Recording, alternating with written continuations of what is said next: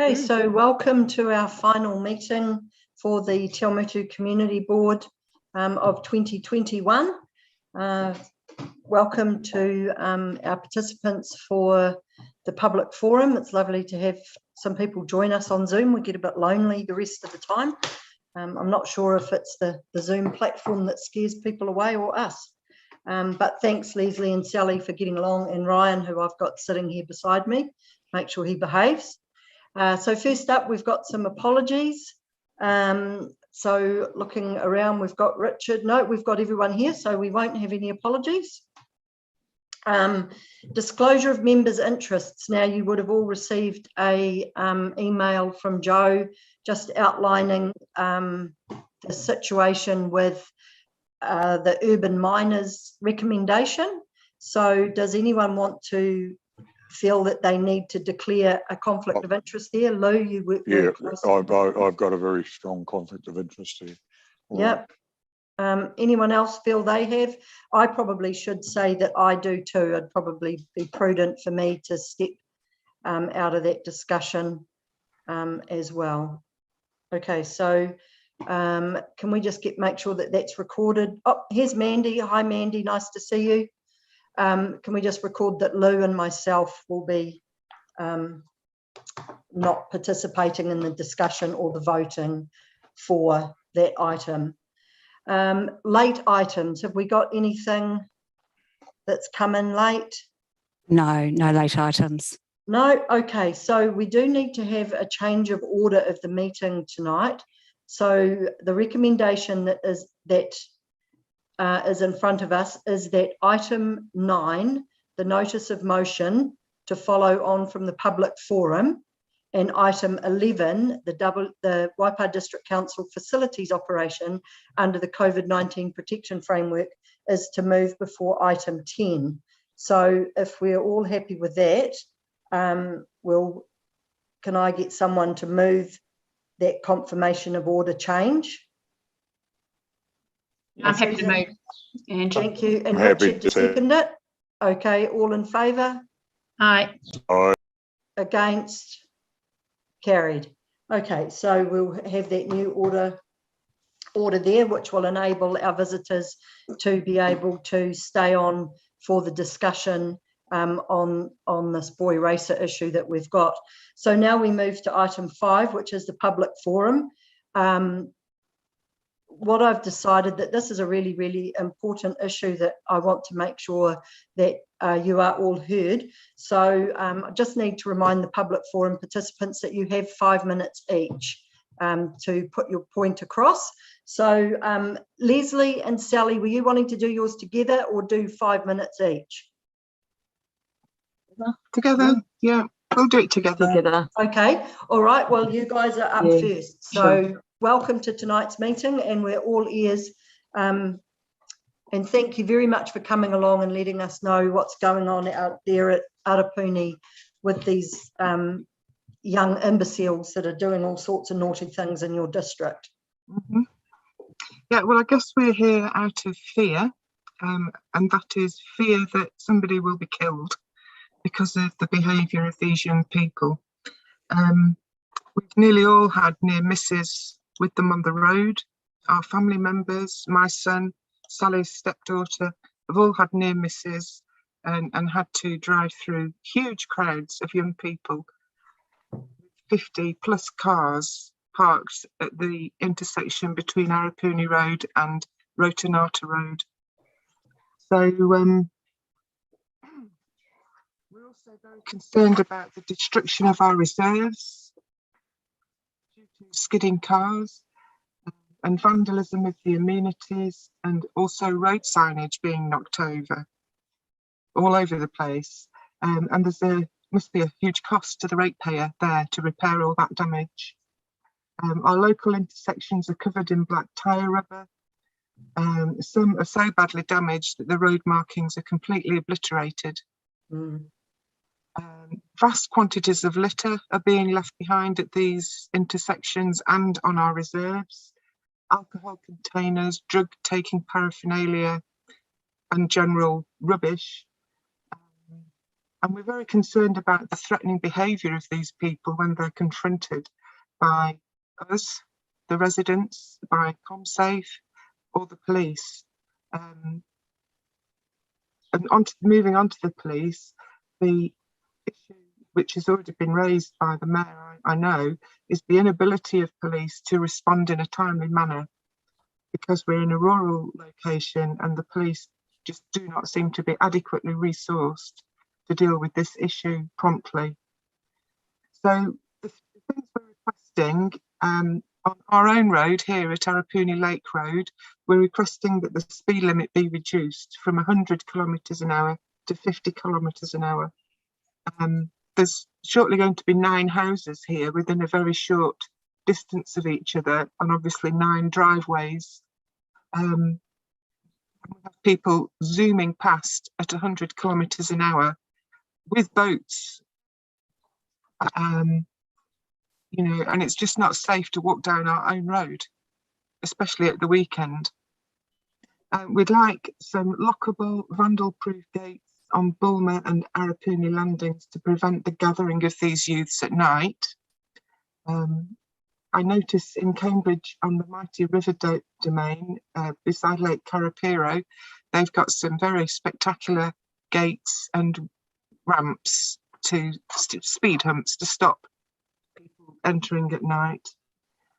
We're more than happy to take responsibility for locking and unlocking those gates at agreed times. We'd like CCTV cameras so we can record number plates of people coming down to the landings, because quite often the people that come down here in the evenings do the burnouts and skids on the way out. So it's helpful to have those number plates before they start. We'd also like some indestructible traffic calming measures at the intersection of Awamutu, Rotonata and Bulmer roads. And these need to be the type of the raised medium type. This is so that they can't be removed by these vandals, because they will remove them if it's possible to remove them. I'll hand over to Sally and she can tell you what we've already done. Okay. After extensive liaising with Ryan and also comms on 111 on many occasions, we have tried to record and tried to obtain number plates for vehicles. Some of them we have. We passed these on via 105 reports to the police. We've also passed them on to Ryan and Mandy as well. We're doing everything that we can to identify the offenders so that we can, excuse me, we can possibly get them off the roads. Where are we? Yeah. Oh yes, we've been communicating with our neighbours. We've got a messenger chat group that we all tee up with each other and tell each other what's happening, where it's happening, so that we can support each other when these events happen, just to try to observe and try to record and try to prevent more of it escalating over time. We've also emailed the Waipā District Mayor. We've emailed MP Barbara Kuriga. We've emailed several emails to different departments within the council also. Along with all of our communications with the council, we've also submitted complaints to the Independent Police Conduct Authority regarding the lacklustre response that we're getting on 111 calls in general.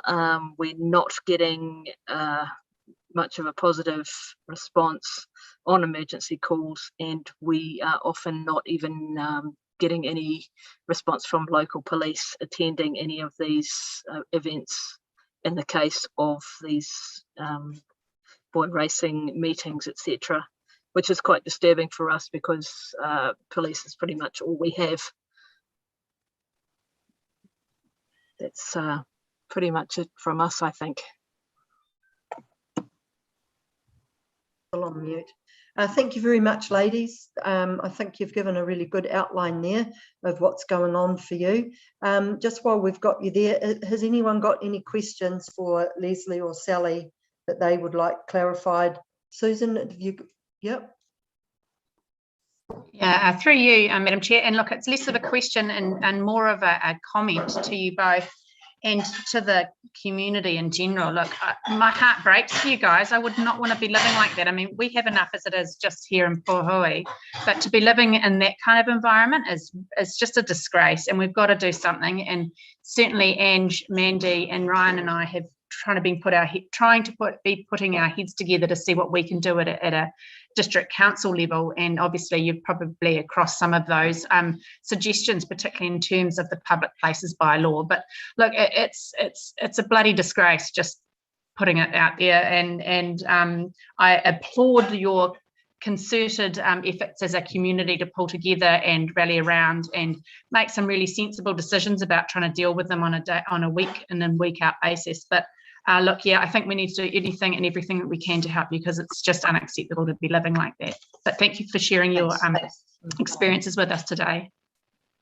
Cool, thanks, Susan. Has anyone else got anything for Sally or Leslie at this point? If not, we'll move on to Mandy.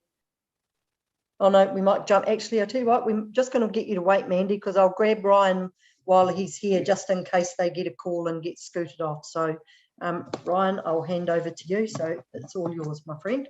Hey everybody.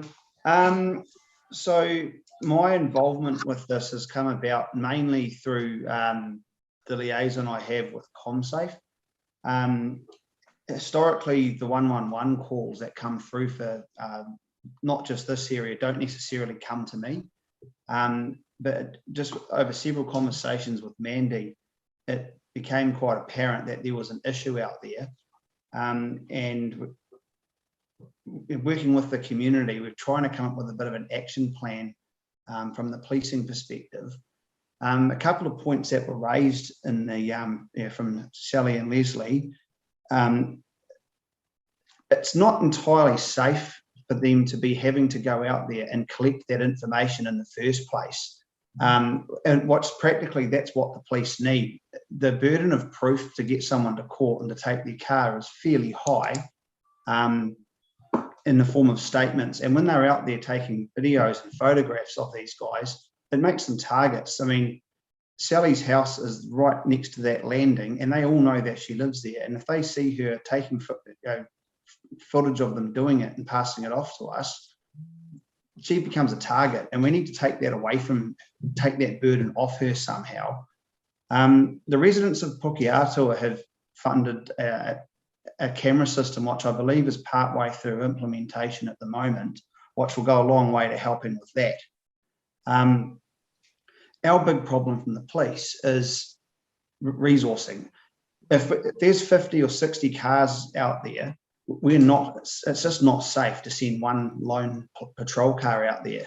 And if we do happen to blunder across something along those lines, we're not going to get out of the car and start stopping every single person and getting their details. And we need to see them doing burnouts effectively for us to be able to act. Often if we do get a car out there, it's that they're parked up on the side of the road. And I think a method of control for that would be around the cruising part of the bylaw. For example, Christchurch has one where I think it's 90 days, they slap a sticker on the car, and if it's seen within 90 days, we can impound the car. That's probably the biggest punishment they're going to get, losing their car for 28 days, and that's at their cost. They don't pay their court fines. That'll get converted to community service down the track, but when they lose their car, they will get it out, especially if it's mum and dad's car. So that's probably the biggest thing that I would like to see change, is having something added into the bylaw to prevent them from parking up in those places in the first place. Because from there, we've got all sorts of evidence gathering. Most Fonterra tankers that frequent that area, they all have dash cam, for example. So we've got that evidence. And again, it takes it away from Sally and the other residents down there from having to do it themselves. And the other part of it is the environmental issues down there. For example, I went down on a little trip a couple of weeks ago, and all of those wooden barriers around that gravel pit on the corner of Rodenata Road, they're all just hacked up and have been used for firewood. That's ratepayers' bloody firewood, in my view. A steel armco would go a long way to fixing that up, all that cheese grater stuff, and maybe gating up that gravel pit so they can't access it in the first place, and then having an armco on either side of the road. Recently, I took a prisoner up to Spring Hill, and at the on-ramp, off-ramp there, off the motorway, that was the biggest spot in New Zealand for boy racer activity until about 12 months ago. You'd get 300 or 400 cars from all over this the upper North Island congregating there most Saturdays and Sundays. Sorry, Fridays and Saturdays. And the method to fix that was simply a raised traffic island coming off and for the on-ramp and in the middle of the road. It took the environment away from them, so they can't do burnouts there. And the intersection's largely fixed now, and they haven't really had to spend a lot of dollars to keep it fixed. So those are the sort of things that I think we could look at in this area, and going forward, over time, other areas where they like to congregate. I don't think I've got anything else off the top of my head at the moment. All right, so I'll jump back on. And it said I had a minute to go, so I'm efficient. Well done. So is anyone, oh, yep, Susan's back on the job. Susan? Hey, thanks for that, Ryan. Hey, just a question. Is there anything that we can learn from the Hamilton example that quite convincingly managed to stamp out? There was a task force pulled together that stamped out actual street racing. Are there any things that we can learn from what worked there that we might be able to look at implementing here? Except racing's different to what we've got, but same sort of in a way. So from the police typically do put together task forces to combat problems when they arise. Over the years, they have had different variations of a unit to target them. I worked on one in South Auckland when I first joined the police, and it was really effective. But we had staff to burn for that. So we had 3 sections of, I think it was 8 staff. And so we were virtually 24/7 on the problem. The Waikato doesn't quite have those resources. The Highway Patrol Unit is the one that is sort of tasked with looking for at this problem, but they're spread so thin. They're based in Hamilton, and they're spread from Huntly all the way down to Pupu. So the scale of the problem is just huge. I am trying to talk to my bosses into changing our tactics a little bit on how we deal with it, and I've got a couple of ideas up my sleeve. I've just got to try and get someone who has some influence to listen to me. So it's fair to say it's a resourcing problem. Big time, yeah. Oh, that's frustrating. Yes. Okay, is there anyone else that has got any questions or want anything clarified with Ryan? No, all good. Thank you, Constable Fleming. That was awesome. Thank you. Mandy, your turn. Okay, thank you for having me, guys. I think this will be fairly brief. I just really, from my perspective, as you all know, my main role is to do the neighbourhood support, and I really want to congratulate Sally and Leslie, because from a neighbourhood support perspective, they are doing everything above and beyond, and everything that we've suggested that they can do to help with their community and collect the information. So, not all the time do I have that sort of help in areas. So, as far as Arapuni goes as an area, it's been fantastic because the whole community's come together to really try and target this problem. But as you know, from my perspective, we've got this problem Waipa-wide, right? We've got Ruakahia, we've got Gillard, we've got Puahui, Cambridge, Te Miro, Aspen Road, Arapuni, Nahatapori, the list goes on, and I think it's really important that we can have a really clear conduit of information running between myself, the council, police, to try and come up with ways to, and stop this behaviour. Because as you heard, it's not just a police issue, it's not just a community issue, and it's definitely not just a council issue. We all need to work together to try and solve this. I am at the point now where I feel that I can only help the individuals from the community, support them in different situations. For example, there's some family members in Arapuni with young children. Those young children, as you can imagine, hear things from the parents' perspective, which are not so positive. The children actually become quite scared. They get heightened anxiety because they can hear these vehicles. There's that whole side of the behaviour that's coming through within these families. And as I say, not just in Arapuni, that we need to be able to support the community better with. So I don't really have a lot else to add. You guys have probably seen what I wrote for Ange and sent that in. Just if there's anything else from my perspective or any other help that we can do, we know that there's answers there available. Thank you, Brian. We've talked about reducing that speed. Problem is we're still waiting, and I understand there's a law change coming and we can't get that to happen. Bulmers has been great. Brad has been really helpful, and putting those concrete blocks in and actually getting Bulmers closed. But the problems that we need to deal with are really, they need prompt action. And it's kind of like I'm starting to feel just as frustrated as the residents, because you can't help them anymore, if that makes sense. Like, you're making all the connections for people and they're doing everything that they can. But at this point in time, it's like, what else can we do to help? So really, if there's any advice that you can give me, I'm more than happy to open to any other suggestions. But that's kind of where I'm at. And of course, this is Waipa wide, and you need to keep thinking about that, because we can possibly solve some of these Arapuni issues quickly if we're able to. But of course, how we deal with that Waipa wide is definitely an issue. So thank you very much, guys. Cheers, Mandy.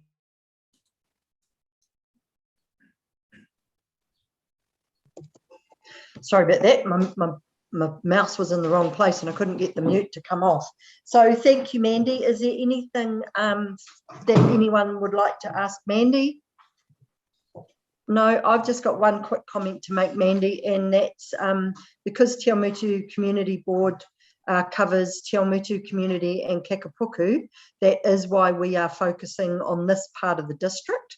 However, we have been in discussion, so I've already spoken with Sue Milner and asked for them to have a look into. So if you want to follow that up at all, as chair of the Cambridge Community Board, and we were going to be having discussions with the Pirongia committee, ward committee as well, so that all of us are coming back together to give the message to council that it is important to all of our areas through Waipa. So hopefully we will address everywhere, but I'm guessing that it's a case of starting somewhere, getting the ball rolling, getting this bylaw sorted out, which will hopefully, which will definitely be able to be used by everybody, and just get started and hopefully lead by example, and then we'll get those other community board and council, of course, on board to actually make that happen.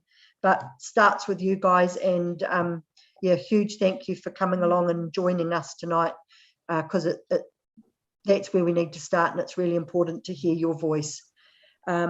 So we're going to jump to item 9, which is the notice of motion in regard to this situation.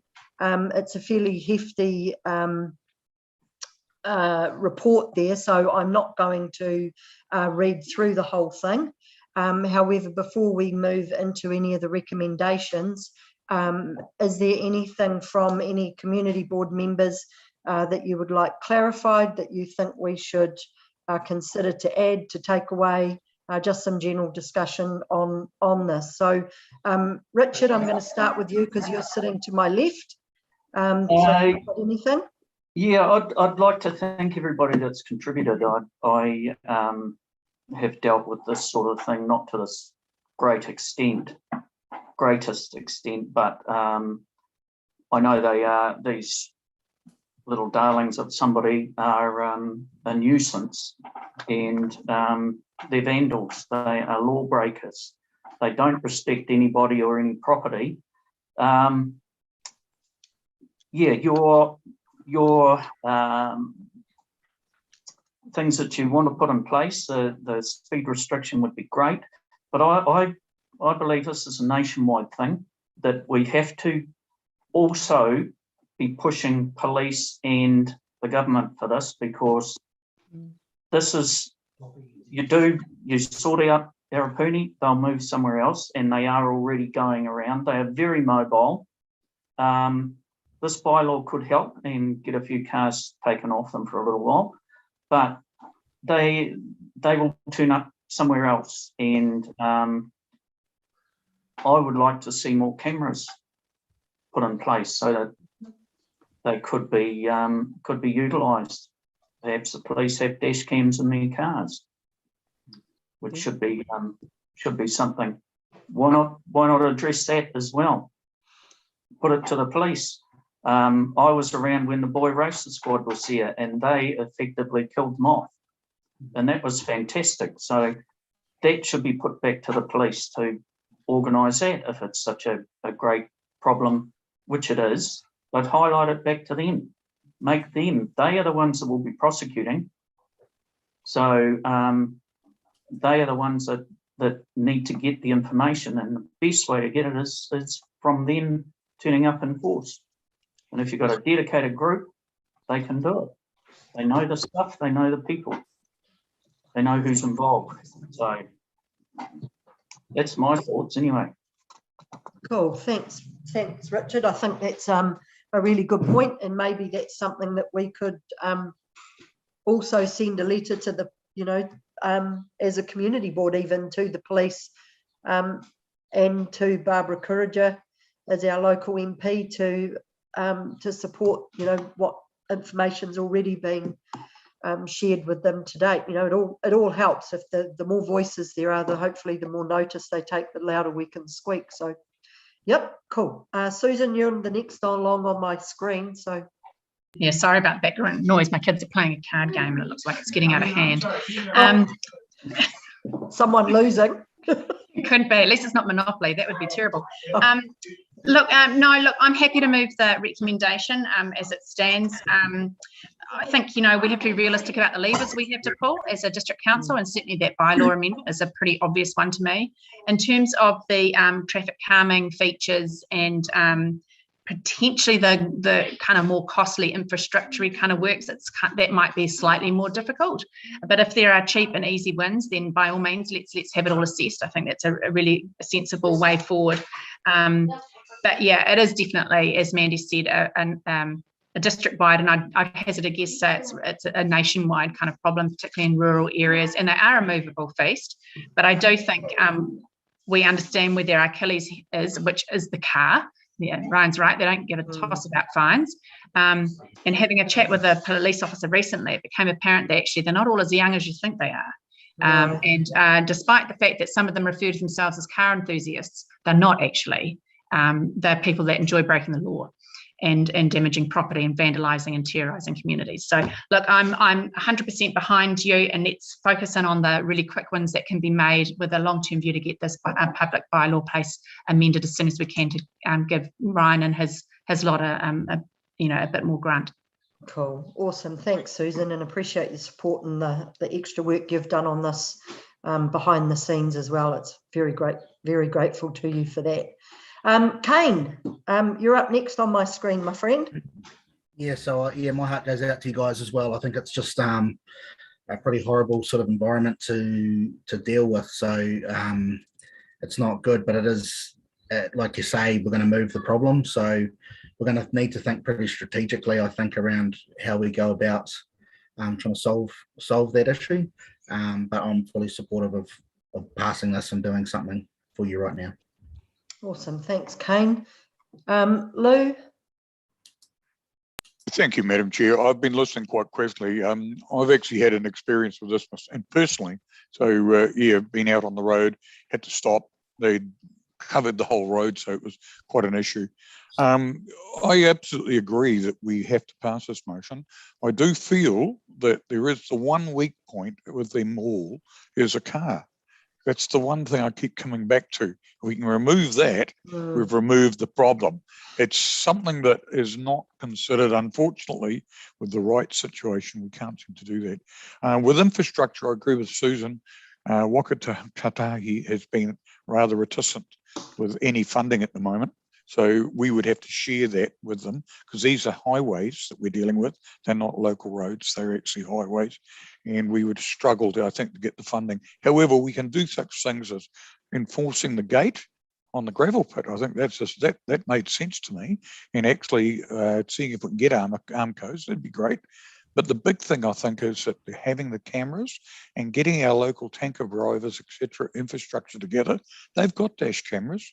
And a lot of people do have them and utilise that information to be able to identify these cars and get at the core of the problem to take the cars away from them. So it's that, to me, is the answer to the whole problem. These people survive only whilst they've got cars.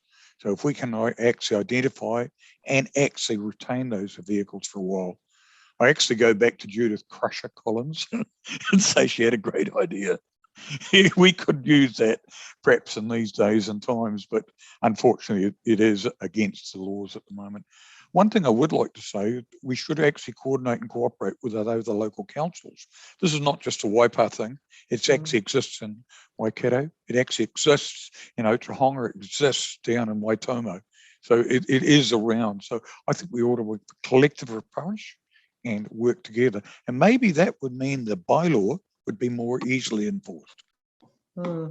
That might also be a better mechanism into Waka Kotahi as well, if all of the councils are singing off the same hymn sheet, to be able to get some funding for problem places on state highways where we've got those, the not so busy state highways, and get a bit of extra money there. Jill, I haven't forgotten you're sitting down the bottom of my screen, love, so it's your turn. Yeah, hi. No, very interesting listening to you all, and I wouldn't want to be living in that area either. And my first thought was that land transport should be putting up judder bars and 50k signs, but then they're just going to move to wherever they are. So someone mentioned that in Hamilton they'd had a task force, because it's public knowledge that the police will go to a crime if it's very serious, but if it's something and it's under control, then they've got more important things to do. And like Ryan said, if it's one person, they're not going to get out of their car and do anything. So I think maybe when it is such a big problem, they do need a task force just for a few weeks to have some extra staff to try and do something about it and get the cars taken off them. As a few of you have said, that's the important thing. They don't want their cars to be taken off them. Although I know one boy racer who's got 5 cars. So, once the 5 cars are gone, I suppose he'll stop. But yeah, no, it's not an easy answer. But the roads, the main highways aren't, the trip load road transport's responsibility. But, whether they'll work with us doing something, they may not. But no, I think a task force needs to happen just to hit it on the head. But yeah, I'm so pleased I haven't got that in my area. It wouldn't be very pleasant at all. Yeah. Thank you. Okay, thanks, Jill. Well, I think the general flavour is we're all fairly supportive. So I'll just read this whole motion to make sure we're all happy enough with it.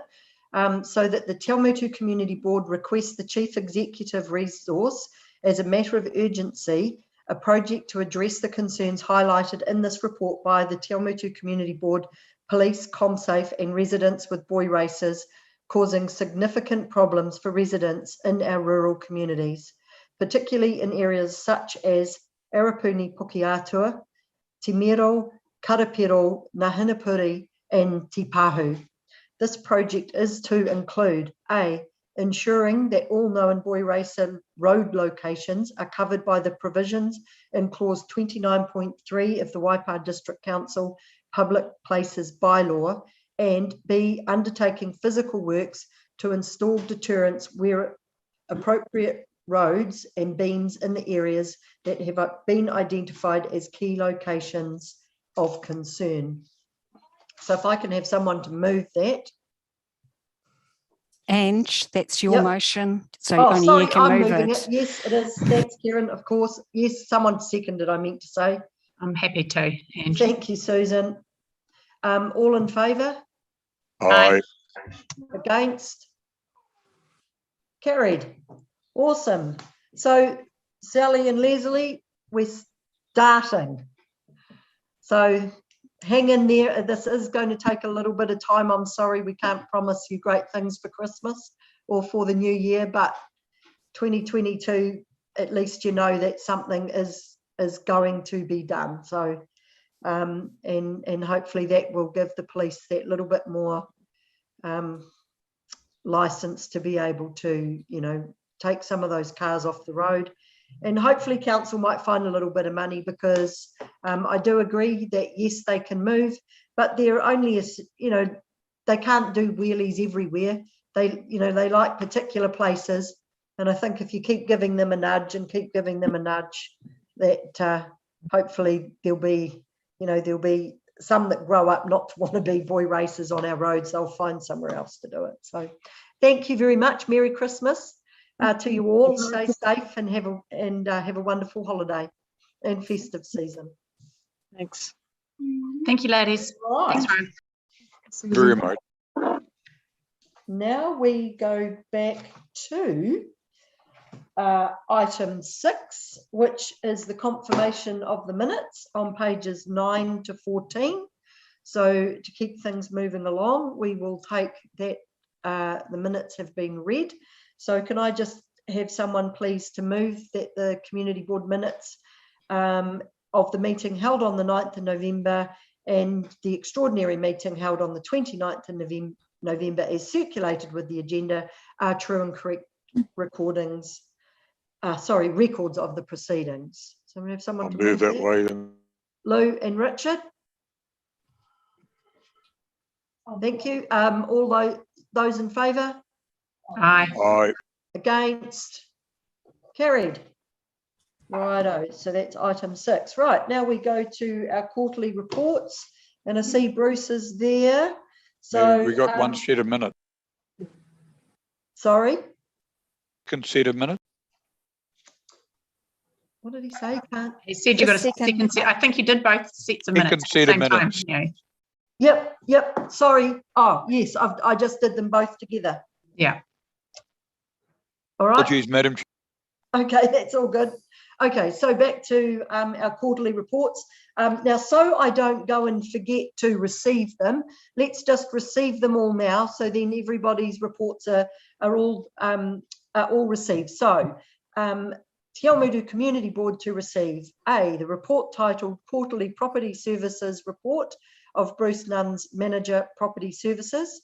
B, the report titled Community Services Quarterly Report to 30 September 2021 of Brad Ward, Acting Manager Community Services. And C, the report titled Transportation Report of Brian Hudson, Manager Transportation. So if I can have someone to move that we've received those. Kane, thank you. Someone to second. Lou, all in favour? Aye. Against? Carried. Right ho. So first up, Bruce, welcome to the meeting tonight. And Bruce's report is on pages 16 to 26 of our agenda. So all yours, Bruce. Kapai, thank you, Madam Chair. Kia ora, good evening. This is the quarterly property services report to 30 September 2021. I'll take the report as read, but there's a couple of points that I'd like to highlight. Firstly, we've had a number of inquiries relating to the Kiiki town clock repair, so I thought I'd just give you a brief update on that. The safe access and structural works have been completed on that. We've engaged a contractor to refurbish the clock dials and the clock face, and this work will commence late January next year with the scaffold going up, and we're hoping to have that clock operational again sometime in March. Secondly, The work on the TA band rotunda has been substantially complete. We're just waiting on the new lights and some electrical connections to go in to be installed. So there's just been a slight delay with that, but we're hoping to get that very early in the new year completed. We've had quite a bit of positive feedback from the community on that bit of work as well. So, and they were the 2 points I wanted to make, so I'm happy to take any questions. Madam Chair. Bruce, can I ask you a question on page 17, item 3, the financial update? There's no mention of Kiki Domain. Does that not cost anything to maintain, or? We don't have a separate activity for Kiki Domain in there, so there's not a separate activity that forms part of our community leasing portfolio. Oh, okay. Yeah, most of Kiki Domain is leased to community groups. Thank you.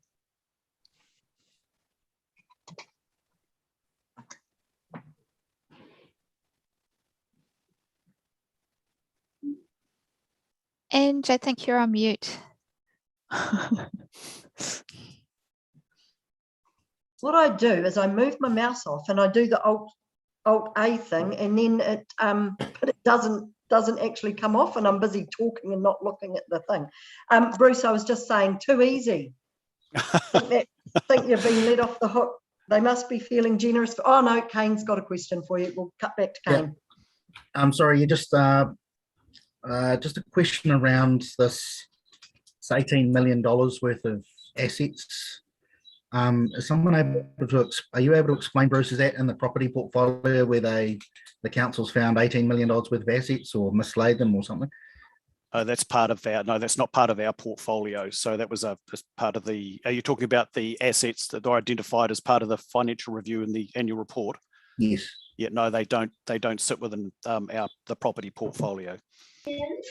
That's a question best forwarded to the finance team. Yeah. They were the discovered assets. Yeah.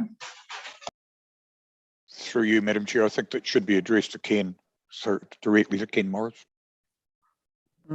I do recall seeing a comment somewhere that the setting up the database for the property, Bruce, please correct me if I'm wrong, but has actually located quite a lot of valuable property that kind of just, it was there, they knew it was there, but it was just under the radar from a value and listing point of view, that it certainly highlighted some assets that had largely gone unnoticed or unrecorded for some time.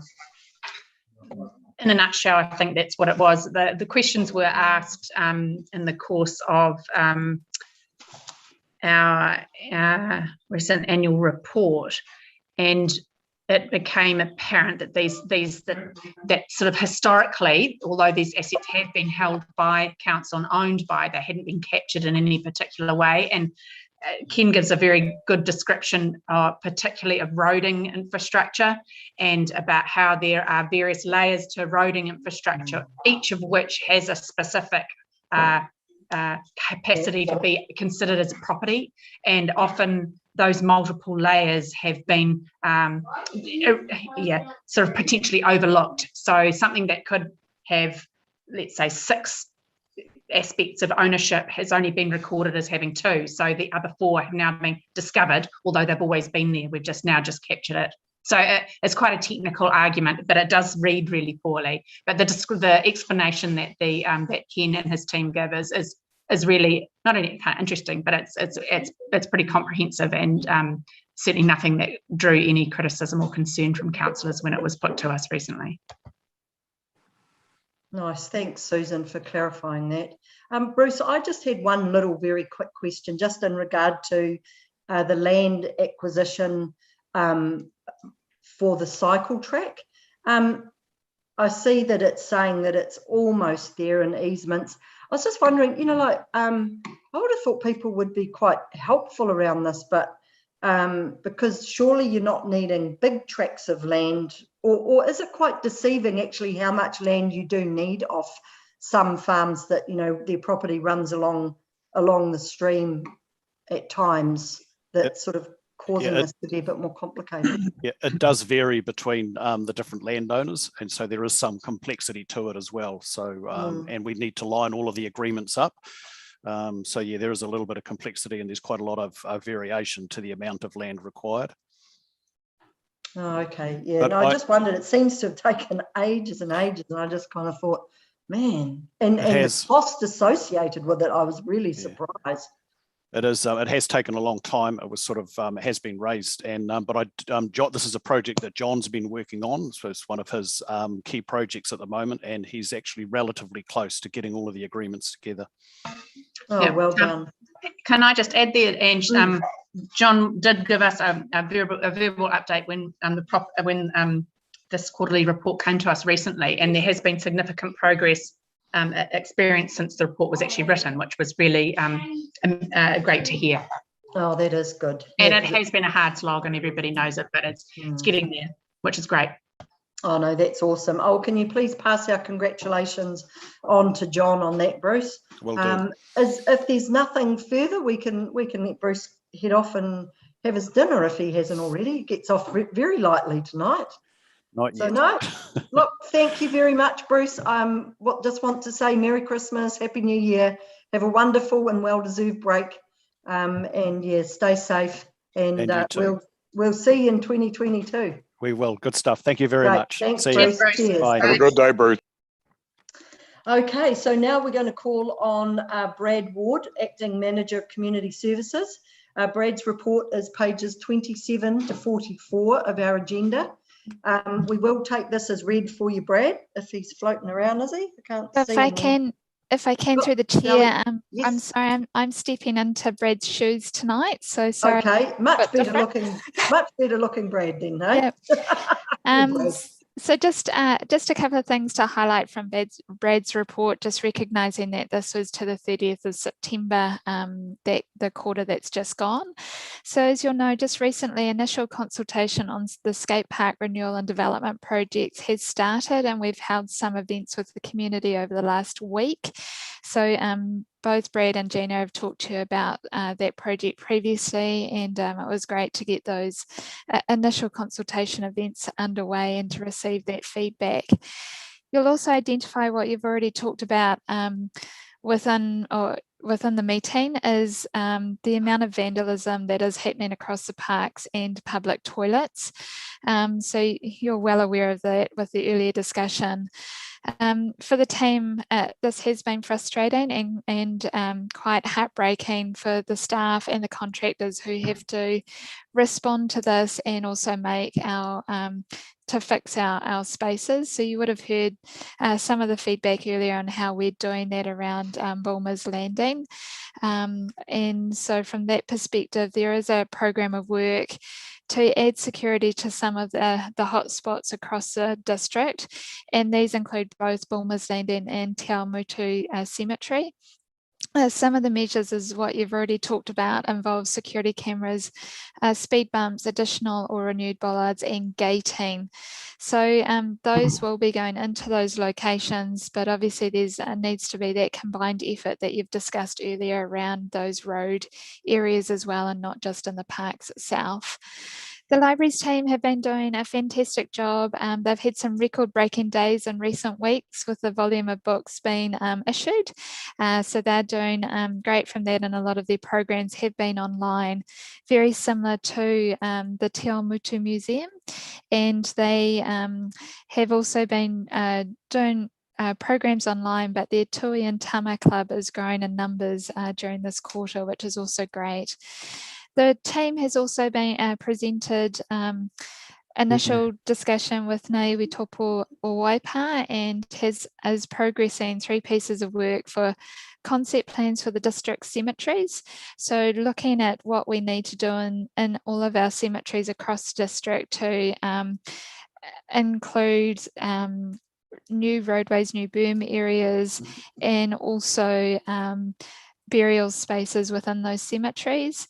There's also concept plans will be developed with the wider community for all of our lakeside reserves, and that will be over the next year and a bit. And the team are also starting to look at a review of our lease model for our sports parks. So all of those were funded through the LTP that the team has started works on. So while there's been some challenges, the report provides you with a brief snapshot of what the team has been working on, and I'm happy to try and answer any questions you have. So yeah, thank you for that. As always, a very comprehensive report, and thank you, Sally, for stepping in and covering that off for Brad. So have we got any questions for Sally in regard to the community services? Richard? Yeah, just a couple of things, Sally. The vandalism and damage that's being done, is any damage or vandalism reported, or all damage and vandalism reported to the police? Yes, it is. So we do report it. One of the things with the works going forward is in some of those hotspots, which has been talked about as cameras to try and identify number plates, etc. But if we do have significant damage, so Bulmer's toilets would be a good example of that.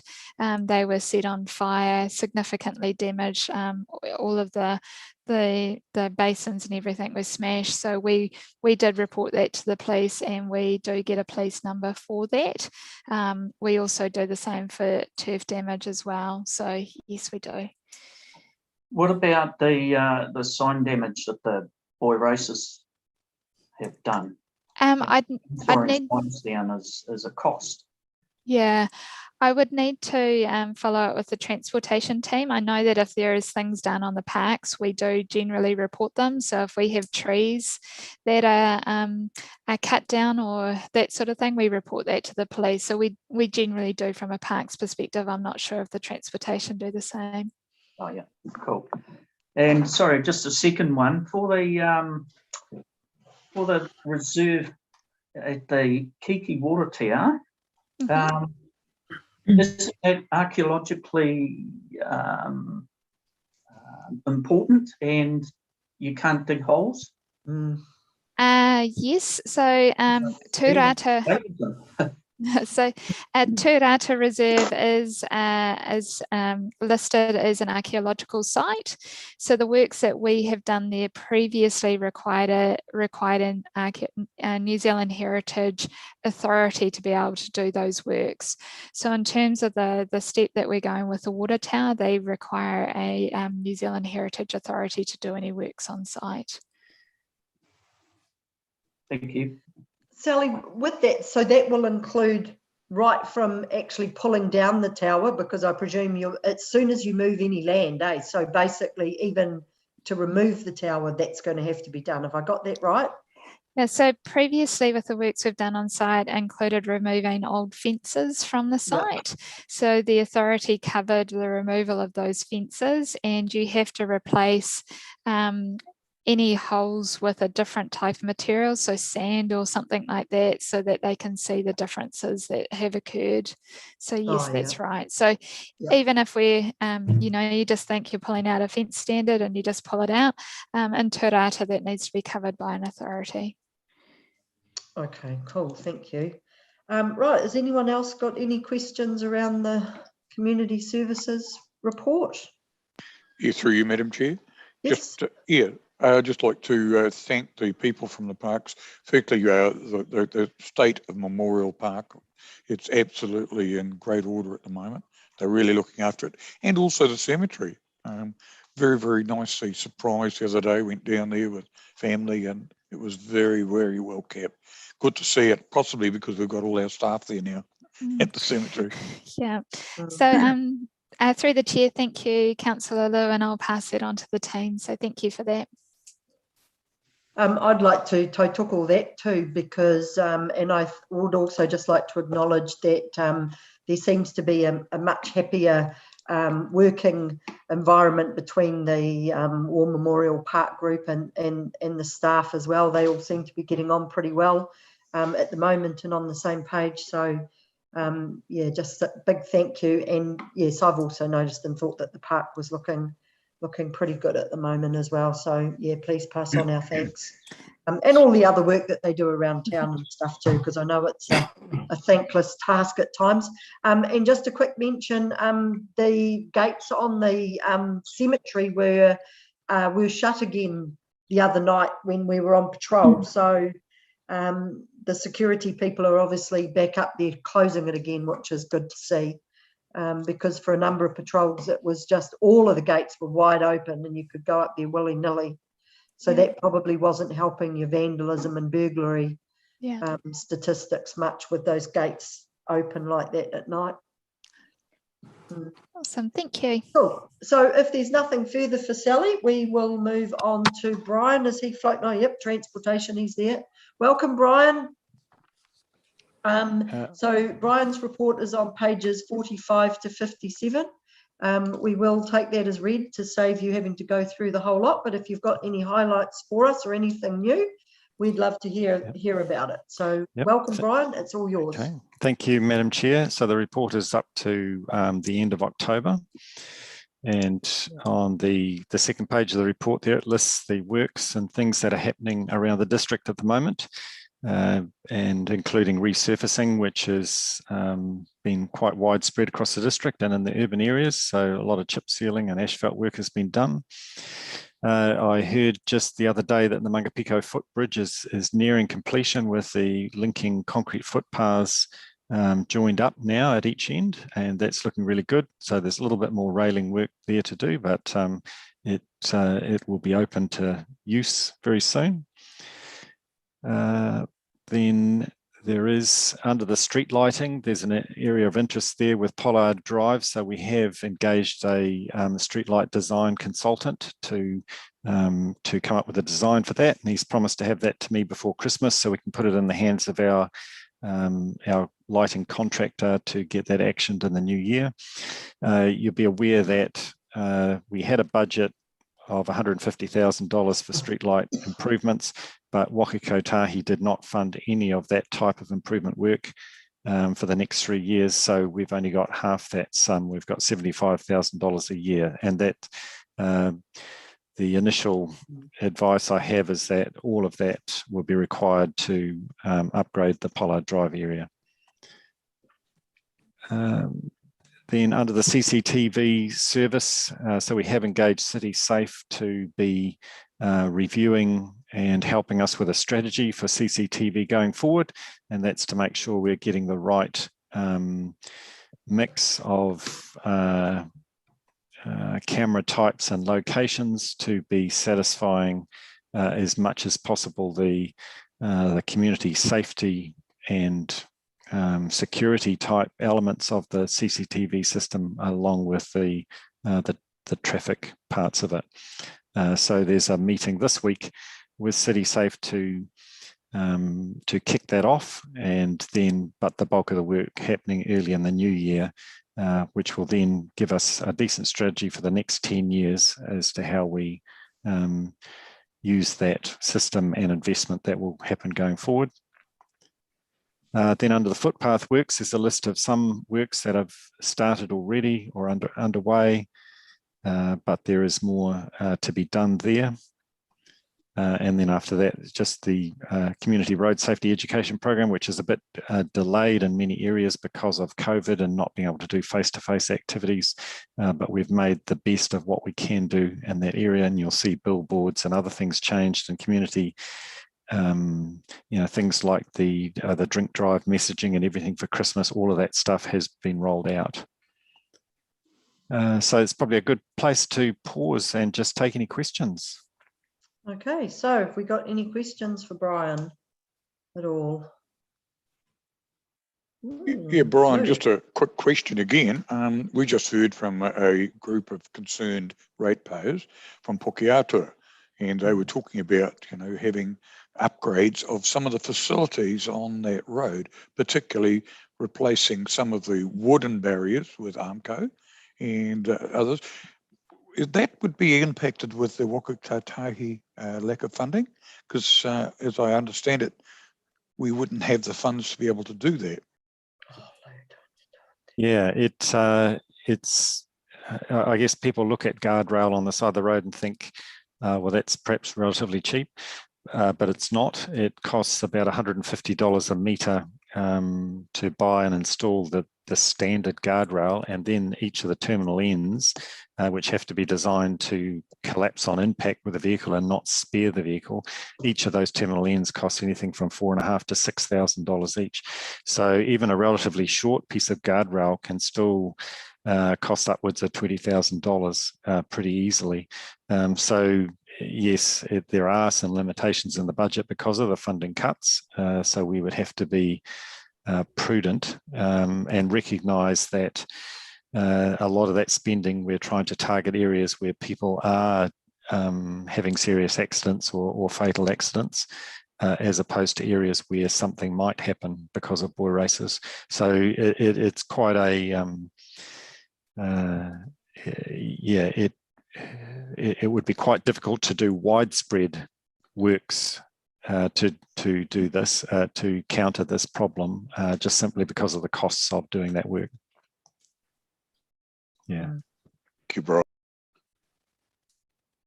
Anyone else got anything further around that? I've just got a couple. Brian, is it something just on that boy race topic and targeting areas?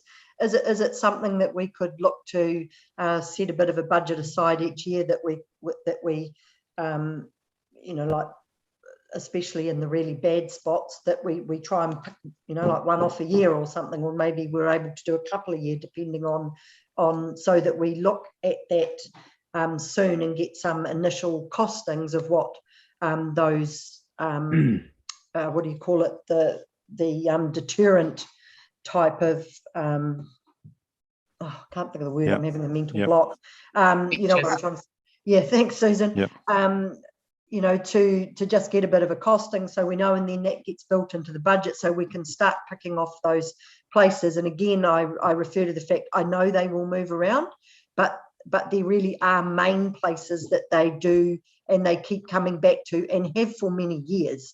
So, you know, is that something that's a possibility? I think it is a possibility, and I guess it has to go into the LTP and be prioritised with other types of work, because, as I say, if it's a short length of guardrail or even a traffic island, and you know, beside a busy road, a traffic island might cost $10,000 to put in by the time you make a couple of trips in traffic management, and then it has to be, under the road rules, it has to be well lit so that you don't accidentally drive into it at night, because you're turning at an intersection, your headlights are pointing in one direction and you're going in another, and then you run over the island or, you know, hurt yourself. So those areas have to be lit. So yes, it is possible, and we just have to see, you know, what are the possible costs for that and how would we prioritise it, and would we be able to get Waka Kotahi subsidy for such an activity? If does it fall under their fundable work type criteria if we're doing it to stop boy races as opposed to the things they would normally fund? Safety. Yes. Okay. The other question I was just wondering is there, you know, like previously, have you ever worked together with other councils? I think it was Lou that suggested earlier that maybe there's some, you know, power in numbers around this problem, because, you know, it will be it is a nationwide problem. I mean, that young girl was killed up north, wasn't she? From exactly this, cars congregating, and she got caught in the middle. So, you know, is that something that we could look at as well, where say yourselves, Waikato, Otorohanga, Waitomo, even maybe South Waikato, that you all got together and approached Waka Kotahi as a whole to say, look, this is a really big problem in our area. Can we, you know, get some collective funding to address this issue? Because, you know, okay, they're not running off the road and killing themselves, but someone is going to get killed before long with this behaviour, because they are just getting worse and worse. Yeah. Yeah. It's interesting. This sort of activity often goes in cycles, and my 30 odd years looking after roading networks, it tends to go in cycles. And so I know that there is some cooperation and communication between local authorities, and that I know Hamilton City, when they changed their bylaw to introduce the restrictions, we had discussions with them, and they suggested, look, we're changing our bylaw, and Waipa may find that people who are doing this activity in Hamilton City now leave the city and come and do it in Waipa district because it's close by and you don't have it in your bylaw. So we did, in the 2018 bylaw, include the same wording that Hamilton City have in their bylaw, which I think they garnered from either Auckland or Tauranga City, who had the problems. But what I have seen over the years, and having spent 10 years in the Bay of Plenty, where Western Bay District and Tauranga City certainly had this problem, they had bylaws and they had signs, but the only thing that truly fixed it was when police put a task force together, sort of went undercover, collected the information, they confiscated or locked up dozens and dozens of vehicles in a warehouse somewhere, secretly hidden away. And when the racers found that they were at high risk of having their vehicles removed, and they had to pay to get them back, then it had a really big impact across the city very quickly. So while there's things that we might be able to do, I suspect it's going to be similar, that unless the police really get stuck in and enforce the law, then we may be chasing this activity around the district. Yeah, well, that probably is fairly feasible. Okay, so thank you for answering those couple of questions. I just had one other one relating to CCTV, and that was, I noted in your report that there's going to be a workshop at some stage, and I was just wondering, with that workshop, will the CCTV committee be able to attend that as well, or is that just going to be a council staff workshop with the Safer Cities people? Yeah, so Safer Cities gave us an offer of service, and that was to look at a few aspects of where we're at now, what our objectives are, and what that strategy is moving forward. And based on their experience and having dealt with both police and a number of councils and helped them with the strategizing, they'll help us with that. And then there would be, so we have already gathered up information from a number of sources about people's and the ComSafe and police and others, their ideas around improvements that could be made to CCTV. So we've gathered up all that information, and we've obviously shared it with Safer Cities. So we'll get that initial advice from them, and then yes, there would be a workshop that we would get everybody involved, to the whole CCTV committee, to hear directly from Safer Cities about what direction they think we should be heading in, and get everybody in the discussion and understanding, making sure we have clearly outlined all those objectives, to then be able to take the next steps and help prioritise the improvements going forward. Awesome. All right. Well, we'll look forward to that, because just very interested in their perspective on all of this as well, and they've got way more experience probably than most of us on the committee. Yeah. So no, look forward to that. So if there's no further questions, no one wants to put their hand up. No. Okay. Brian, thank you very much. Big Merry Christmas and Happy New Year to you. I hope you enjoy your break when you get off, I suppose next week, is it? Have a super summer holidays and festive season. Stay safe, and we'll see you in 2022. Thank you. Kia ora. We'll wish you all the same. Thank you. Bye now. Night. Okay, so the next item on our agenda is item 8, which is the appointment of a working group. This is on pages 58 and 59. I think we'll just start with a quick bit of discussion around this. If there's anything that anyone needs to raise in relation to these recommendations, or any changes or anything that they don't see as working or does work. Just a bit of quick comment there, please. So both Richard. Yeah, as I understood, the discussion was just going to be independent of the community board, not going to be a subcommittee of it. Well, we were always, well, my understanding was that we were going to set up a working group to make it so that it was part of it. But what was other people's understanding?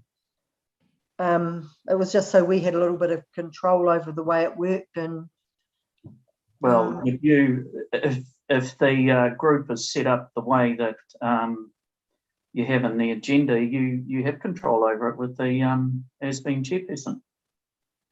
Sorry, pardon? With you being chairperson. I wasn't. Oh, I thought I'd written in my recommendation that that we would select the best person to be the chairperson. It wasn't specifically that I was going to be the chairperson. Well, that's what I've got on page 59. All right, so we probably need to amend that. But what does everyone else think about having a working group? I mean, we can have it set up completely independent. It doesn't have to be a working group to do with the community board. It can, but it was seeing as it sort of started from us. I just assumed that we would have a working group. But if people don't think we should, I mean, it's you know, it's a community board's decision, not mine. Susan? Yeah, hello, I have no difficulty with this. I mean, there's a lot of work that's been done in the past. I don't think there's any difficulty in having a bit of a refresh. It only has recommending status. So it's not as though there's going to be slam dunk, we're changing the world. I think it's a really good conversation to be having with our community. So I have no difficulty with supporting the creation of that working group. Probably comes down to a question of what resourcing it would require and seeing whether that is, what sort of resourcing there is available within council to assist. But look, I think it's a good idea. Cool, thank you. Jill? Oh, you're on mute. I second what Susan has said. Definitely, I think we need to get moving on it and do it quite quickly. I notice it says by September 2022, but hopefully we've done it a lot earlier than that. Yeah. Thank you. Yeah. Thank you. Lou, have you got any comments to make around that? I agree with Richard. You've actually got yourself down as chairperson. Yeah, I have. Sorry. That doesn't matter. But it needs leadership. And you've already got Shane Walsh there as project lead. So yeah, I do agree with exactly what Susan said. I think that something we can have a refresh. This is only an advisory group, and we can look at all the issues and develop something and then bring it back. But we as a community board should have some impact in this because we represent the local community. So I think it's a good issue for us to actually do this refresh. If you take it outside our group, it could be waylaid by interest groups. So I do think with having us here, just brings that back a bit to reality. Yeah, no, thank you. Kane, did you want to have a comment on this? I'm happy with that. Yeah. Susan? Oh, you're on mute. Just following on from what Lou has suggested. Lou, do you suggest that there actually be a community board member on that group, or just that they have those channels of reporting to the community board? Well, I see myself as being a representative from the council, just as a councillor representative, and I do think a community board representative should be there as such, because I think that this is something we should develop and control. Yeah, look, I'm inclined to agree. I guess the issue is we're getting skinny on I know members.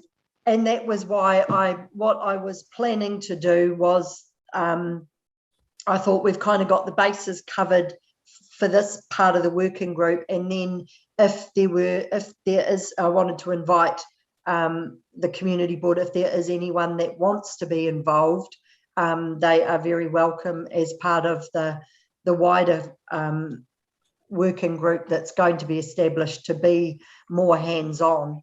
yeah, because otherwise I'm not quite sure what my role is in there if I'm not community board anyway. So on this particular part of it, this main part was to make sure all of the stakeholders were getting information going backwards and forwards.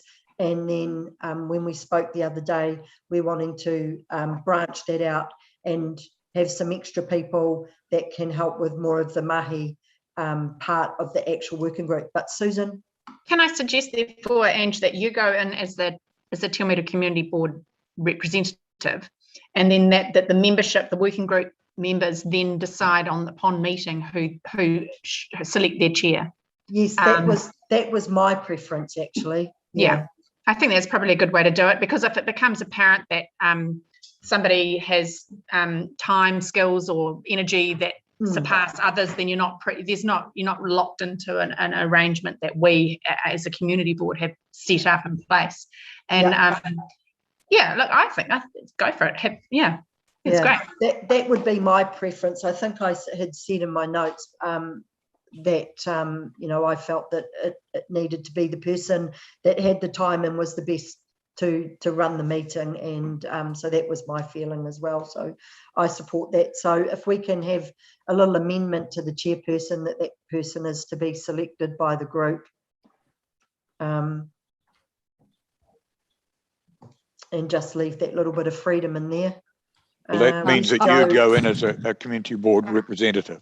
Yeah. Yes. Yeah. Happy with that? Here with me. So I'm just got here. So we've got supported with board members Angela Holt, and did you want me to say board member representative Angela Holt and council representative Lou Brown, and the following. Sorry, just bear with me, typing at the same time. Just a point. I think the council representative, in terms of that should come as a council appointment, not a community board appointment, in terms of that decision. Is it like that for the ones in Cambridge? No. I've just invited him to. We've never had them come to us. Oh no, just saying that no one in Cambridge has been appointed to a working group as specifically as the council representative. So normally when we select council representatives to be on joint committees or groups or anything, that's actually a decision made by council, as opposed to a decision made by a community board. Maybe you could put them on as the councillor representative to the community board, not as the council representative. So you could have a member that was elected and then one of the councillors. Happy with that, Joe? Yep, I'm fine with Otherwise that. Otherwise it would need to be It's still Lou, so I'm good. Yeah. You're not adding to your list of jobs, Susan. So we've got board member. Lou's the right person. So we've got board member Angela Holt and councillor representative to the community board Lou Brown, and the following community representatives being appointed to the working group: Shane Walsh, Steve Tritt, Bill Harrison, Maria Heslop, with the chairperson being elected by the working group. Yep. And that minor change doesn't affect the recommendation anyway, though, does it? So. All right, so if we're all happy, let's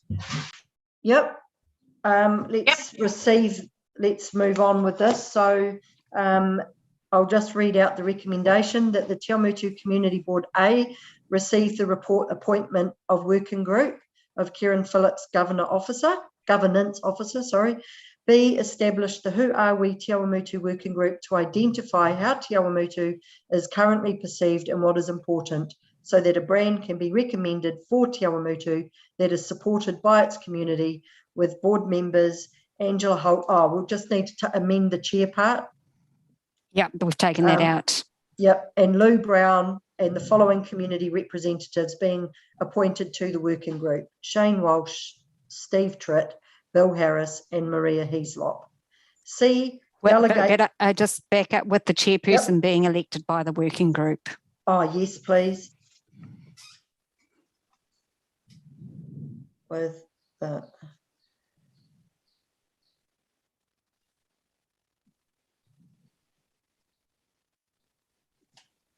Righto, got that. C, to delegate the Who Are We Te Awamutu working group recommending status only, and D, co-opt other people onto the Who Are We Te Awamutu working group as and when needed with the approval of the Te Awamutu Community Board. You guys happy with that? Righto, so I'll move that. Can I have someone to second it, please?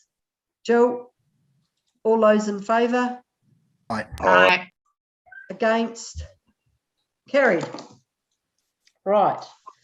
Okay, so now we move to item 11, which is the Waipa District Council facilities operation under the COVID-19 protection framework. So this is on pages 79 to 94. So hopefully everybody's read and understood all of that. So can we just move that the Te Awamutu Community Board receive the memo? That is a really big memo, I just wanted to add. But receive the memo, WDC facilities operation under the COVID-19 protection framework of Jenny Wilson, Business Resilience and Risk Advisor, and Diana Aquilina, legal, if I said that right, legal counsel. So can I have someone to move and second that, please, Susan? Happy to. Yep, someone to second that. Richard, thank you. All in favour? Aye. Against? Carried. Right, so are there any comments anyone wanted to make about that report, or I think it's pretty self-explanatory, but Sally or someone might be able to answer some questions if there was anything, but I think it's probably pretty self-explanatory. And it did give a nice clear indication of what the process was in making the decisions that council have made. So, okay, if there's nothing further. I've got something to say about it. So my view is that where was the community consultation about this?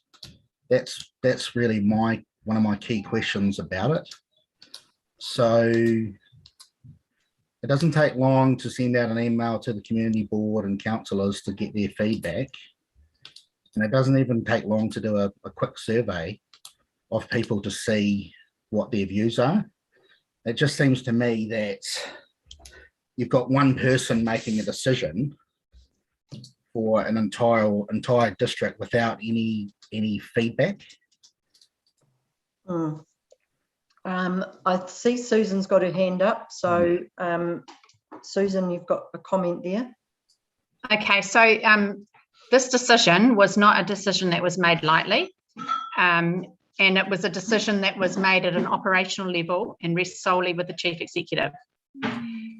However, our Chief Executive took the opportunity quite wisely to canvass the issue with the elected members of council, because it would seem bizarre to have him go out on one angle and not have that supported at an elected membership level. And this same memo that you have now is the memo that was produced to us and is now currently available on our website, which sets out obviously the thinking, the position and everything that we're in, but that decision is deemed solely an operational decision. So there's actually no need for there to be public consultation. So that might clarify that for you. So in the document, Gary says, talks about how Gary Dyke will have considerable knowledge of the views of the community holds in relation to COVID-19 vaccines and vaccine mandates. So is Gary aware that there's been fortnightly protests across the country to stop vaccines and vaccine mandates? There's a major protest at Parliament in November, and there'll be another major protest on Thursday at Parliament. And my question, which you've answered, Susan, is where is he getting his feedback? Because once again, the community board members are not able to have a say or get an opportunity to give their feedback. We weren't consulted on this at all. You didn't have to consult with your Kane. Okay. No, I understand that, but it just goes to the fact that Waipa District Council has got an approval rating of about 22% or whatever it is. And this is a huge step that is impacting on a huge number of people in an extreme way. what Waipawa District Council now, not just Gary, but Waipawa District Council is stopping healthy people from using facilities that they have paid for. Kane, It's outrageous, honestly. Kane, can I just stop you there? Because I do want to give you the opportunity to speak to your motion. So I think that really we're going to go around and around in circles on that particular report.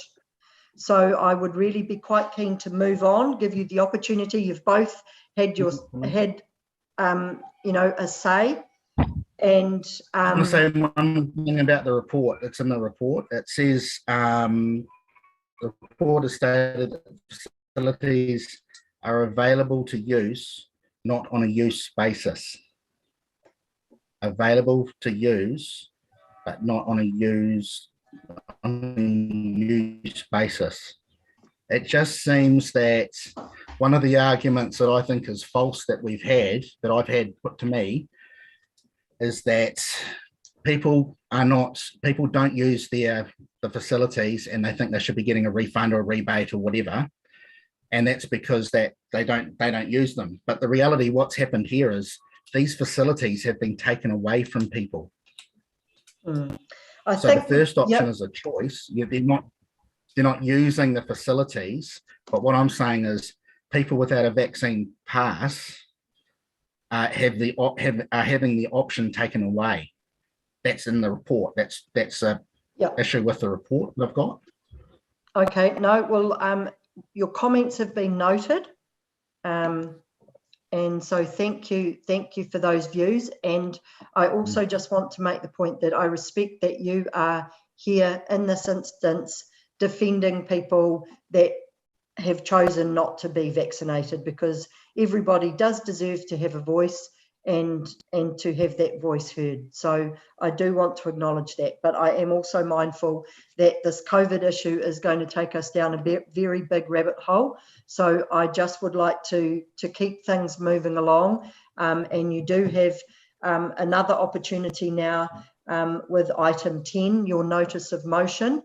I'd like to give you the opportunity to speak to this and say have 5 minutes to tell us why you think, I mean, you've partly covered it, but if there's anything further that you want to add to tell us why you think that this should happen.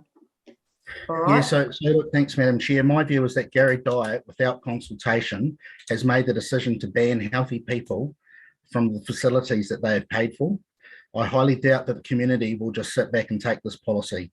There is already a Give a Little set up to take Waipawa District Council to court, and if legal action fails, I imagine there will be further protest action.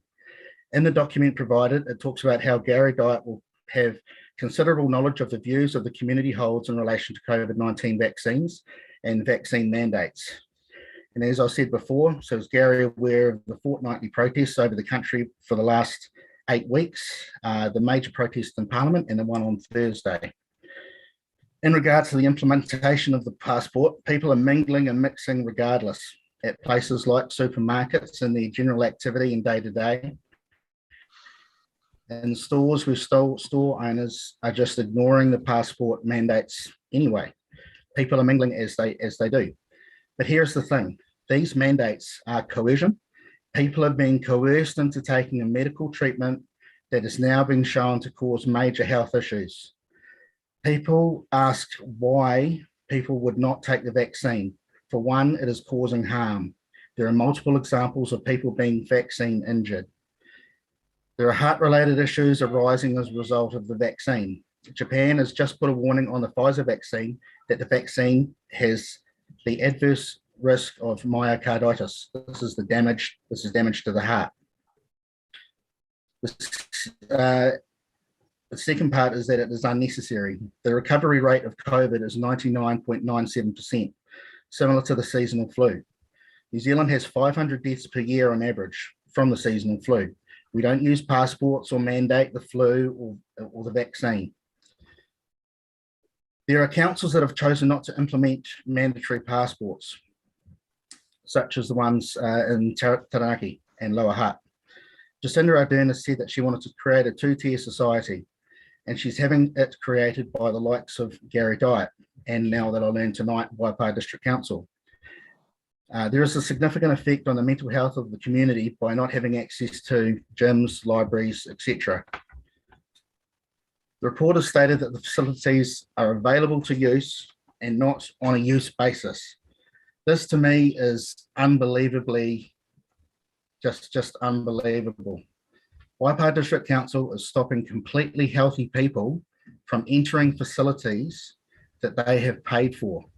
Personally, I think it is a bloody disgrace, and I hope the community board members support this motion to stop this policy immediately. Thank you very much. Okay, thanks, Kane.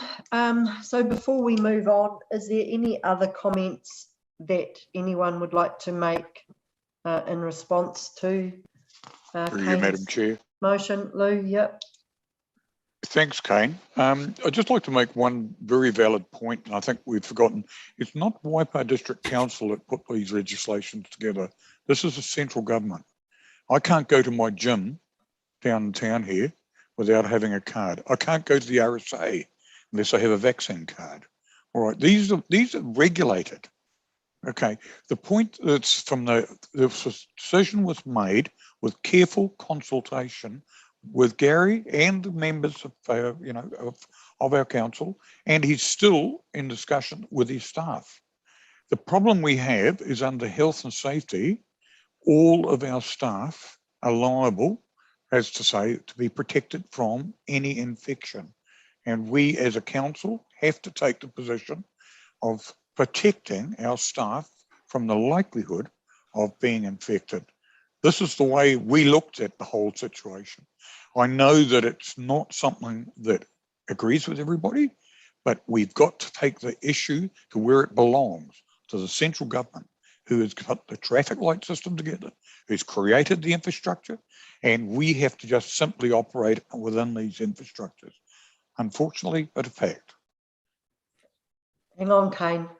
You've said your bit, but I just want to give anyone else the opportunity to say something, and I'm happy to come back to you so you can move your motion, and I'm going to let you have one more say prior to that motion, okay? But if anyone else has got anything to say, I actually would just like to invite Sally to speak in regard to what things council have put in place to ensure that unvaccinated people, even though they are unable to go into that particular building, that they aren't actually largely disadvantaged, because the service is still going to be provided wherever possible. So Sally, if I can let you outline what is happening. Certainly, thank you through the chair.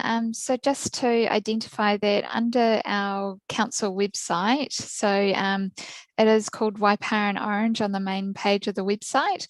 There is information about Council Life at Orange, which provides FAQs in terms of the COVID vaccine pass, and it also identifies that we're providing alternative services. So there is in our libraries, as an example, click and collect. There are also online programs still running for the museum and libraries. There's still online content available, so ebooks and e-resources that are available for both the museum and libraries.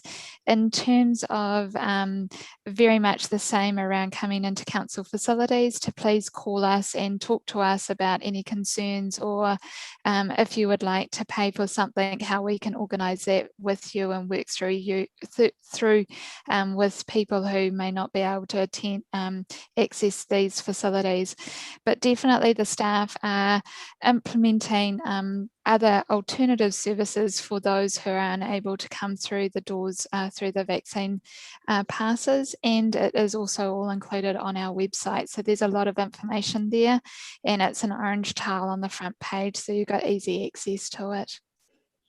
Nice. Okay, thanks, Sally.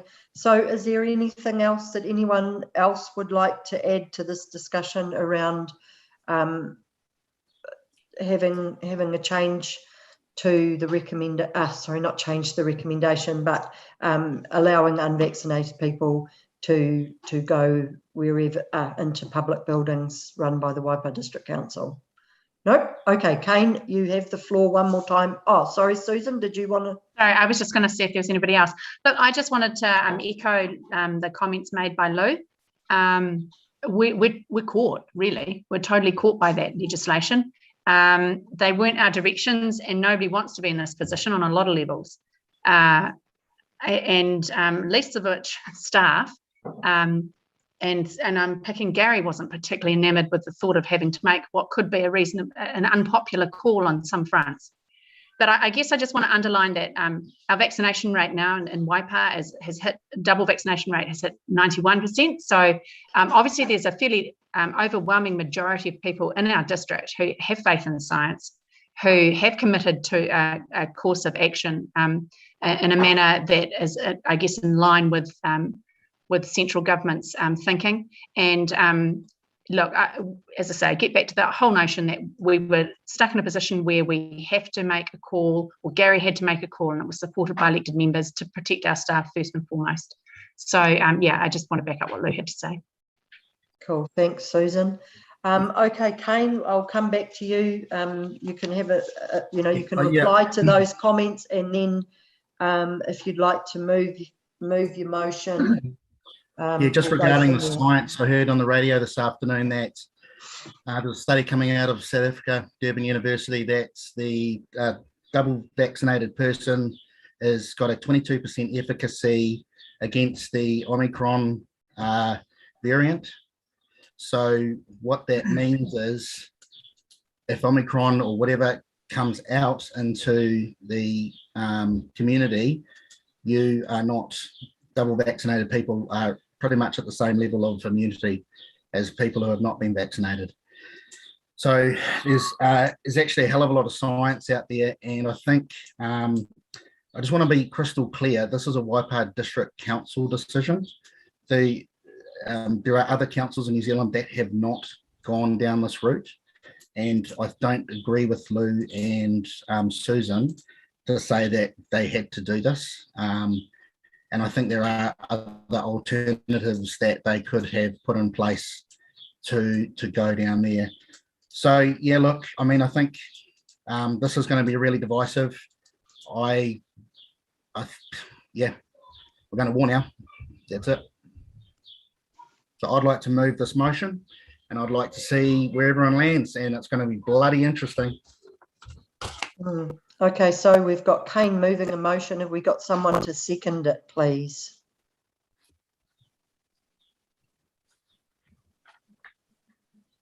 So on that basis, I'm sorry, Kane, but with no one to second your motion, that makes that null and void. Thank you. I do appreciate the frustration for you around this. Don't worry about it. Move on. Just move on. And we need, I was just about to say we need to now move on. So just want to acknowledge that. But thank you for bringing your comments and the comments of people that support the same way of thinking, because I think we do need to hear. We'll see you in court. That's it. It's fine. Well, hopefully not me. Righto. Item number 12, the Treasury report, pages 95 to 97. I'll just jump there on here. Sorry, just getting to the right page. Righto, so have we got any comments around the Treasury report tonight? Is there any questions or anything, any anomalies or anything? We've got $28,000 uncommitted. Otherwise, I think it looks pretty tickety-boo. We haven't got anything outstanding, have we? I don't think at the moment. So can I just have someone to move that the Treasury report for the Te Awamutu Community Board of Nader Milne, financial accountant for the period ended 31st of October 2021 be received, please? Jill, someone to second that? Lou, thank you. All in favour? Aye. Against? Carried. Righto, so now we move down to the chairperson's report. Now just, Richard. You've got page 98, which is a reallocation of discretionary funds. That's correct. Oh, sorry. Yes, sorry. I went and put the tick in the wrong box. Sorry. So thank you, Richard. Pages 98 to 101. That's right. We need to discuss the reallocation of discretionary funding from the Citizens Advice Bureau. So you will recall that we gave them some money in the discretionary funding round. So they are no longer able to go to that meeting. So they're asking for that money to go towards the cost of a printer. So any comments on that? I'll speak strongly in support of this. I think they do a great job in the community. And anybody that's operating with a printer from 2012 has done pretty well. And as I say, they've already raised $200. It's not as if they're not putting anything towards it. And I would certainly support this motion. Cool, thanks, Lou. Joe, I saw you had your hand up. No, I support what Lewis said, that they do a great job. But what I just wanted to know was, if everybody decided they weren't going to spend their money on whatever we were going to give it to them and they wanted to use it on something else, do we just do that? Or do they have to request it each time? And if we had 20 people say, well, actually, because of COVID, I can't spend it on this, can I spend it on that? Do we set an example, or does each person, like they have done, just do a request? If it was it's only $200, but if it was $4,000, would we do the same? Or do they apply for it again the next year? I'm just wondering out of interest here. So they are able to reapply. And my personal view on this is that in light of COVID, that we do need to be a little bit more open and be prepared that we may see a few more of these than normal. I think in this almost 6 years that I've been on the community board, this is the first time we've probably had two quite close together. I mean, we have them occasionally, for other long-standing board members. It is quite unusual, and I think we just need to look at them on their merit. That you know, this conference that we allocated it to was stopped by COVID, which is completely out of their hands. It wasn't them just changing their mind. The first point. And secondly, they're asking for money to go towards something that is really helpful. It's a capital expenditure, which is almost probably a better investment than possibly than the one they were previously making. So has anyone else got any other comments? Susan, I'm just going to... Yeah, I agree with you, Ange. I recall when we dealt with this application for funding, I had difficulty in the current climate to be funding attendance at a annual general meeting. It just didn't seem right to me. So I'm more than happy to support a really good group who needs an actual thing. And that thing is obviously crucial to the work that they do. And so I have no difficulty with it. That, in fact, it's not a massive thing. But Joe, good question to ask in terms of finding out, is this the way that we do things around here? But I think Andrew's answer is pretty on the money in terms of it. You deal with a case-by-case basis. Richard? Yeah, what if we consider declining that and they come back with the full cost of a printer, because they are an organisation that does not come to us very often? The only problem might be that they may need it sooner than later, and if we decline it, we can't approve it until February. I mean, otherwise I don't have a problem. Again, what does everyone else think? How about we ask Kane? He's gone. He's gone. Jill? No, I think if they've got 200, we give them another 200, they can get the printer tomorrow. Yeah. Yeah, I think it's a nice, let's go with that. I think it's a nice gesture, Richard.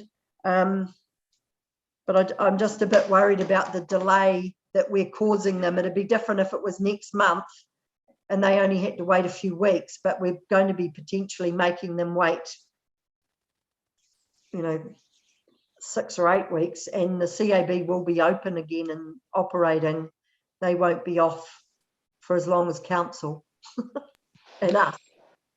I noticed, Madam Chair, that they've just stated, if you read their application, they're still $99 short. Yeah. Just out of curiosity, Karen or Joe, are we allowed to just give them a little bit more money? Are we allowed to put it up to $290, or are we only allowed to reallocate it? No, you can't. They have to apply for it. Apply for it, you only How much did they apply for originally? You'd have to amend your original resolution. The original one was way more than $200. That was just what we decided to give them. And so this is what they've applied for this particular thing, isn't it? Yeah. So why did they not come back for the whole amount?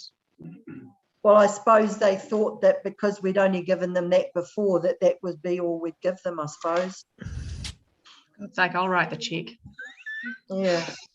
All right. Well, we need to keep going. So $200 it will be. So can I have someone move that we receive the report titled Reallocation of Discretionary Funds, and B, approve the reallocation of $200 plus GST of discretionary funding to Citizens Advice Bureau from attending the CABNZ AGM due to the cancellation of the meeting to go towards the cost of purchasing a printer. Jill, someone to second it. Lou, all in favour? Yep. Aye. Against? Carried. We'll just have to make sure we let them know that if they need a printer next time, that it might be worth asking for a little bit, asking for the amount, because I mean, printers aren't usually very much either, are they? You can get them pretty reasonably. Okay, so item 14 is the chairperson's report. I'm going to take that as read. So, George Street car park. Now, this is a very interesting one. Has anyone been to the warehouse car park since Thursday? I'm very embarrassed. Sally, can you please pass on to Brian that despite my excitement of the improvements, I clean forgot to tell him thank you. We can do that, no problems, Chair. Yes, so, and I will send him an email as well and apologise for forgetting to do it at the meeting tonight. So, for those of you that haven't been to the warehouse car park, Jill excitedly messaged me the other day to say, have you been down there? To which I replied, no. So I shot down and had a look. Well, blow me down, could knock me over with a feather, but there is a beautiful pedestrian crossing going from the warehouse to the middle, from the middle to the toilet. There's lovely new paintwork to show where the directional signs need arrows to show the traffic what way they need to go, along with some nice new giveaway signs and a big nice new no entry. I was also delighted to note that I stood there with my mouth wide open watching how it calmed the traffic, just having the lines, even with the pedestrian crossings, not even when anyone was there. I mean, I was standing way back and people were slowing right down and looking at me to see if I was going to walk across the road. Seeing the kids be able to just walk across there. One batch of children actually stood quite, like stunned mullets, that the car was waiting for them to be able, for them to cross using the crossing. And I'm standing there trying to shoo them across the road saying, it's a pedestrian crossing, you're allowed to walk across that. They've got to wait for you now. So a huge thanks and really stoked to see those things happen. However, I'm not going to let that slow us down. You'll see in our report that I got included the recommendations that we'd made to date. So Richard, we put all those in there. So now I think we need to get back onto that McDonald's down to the toilet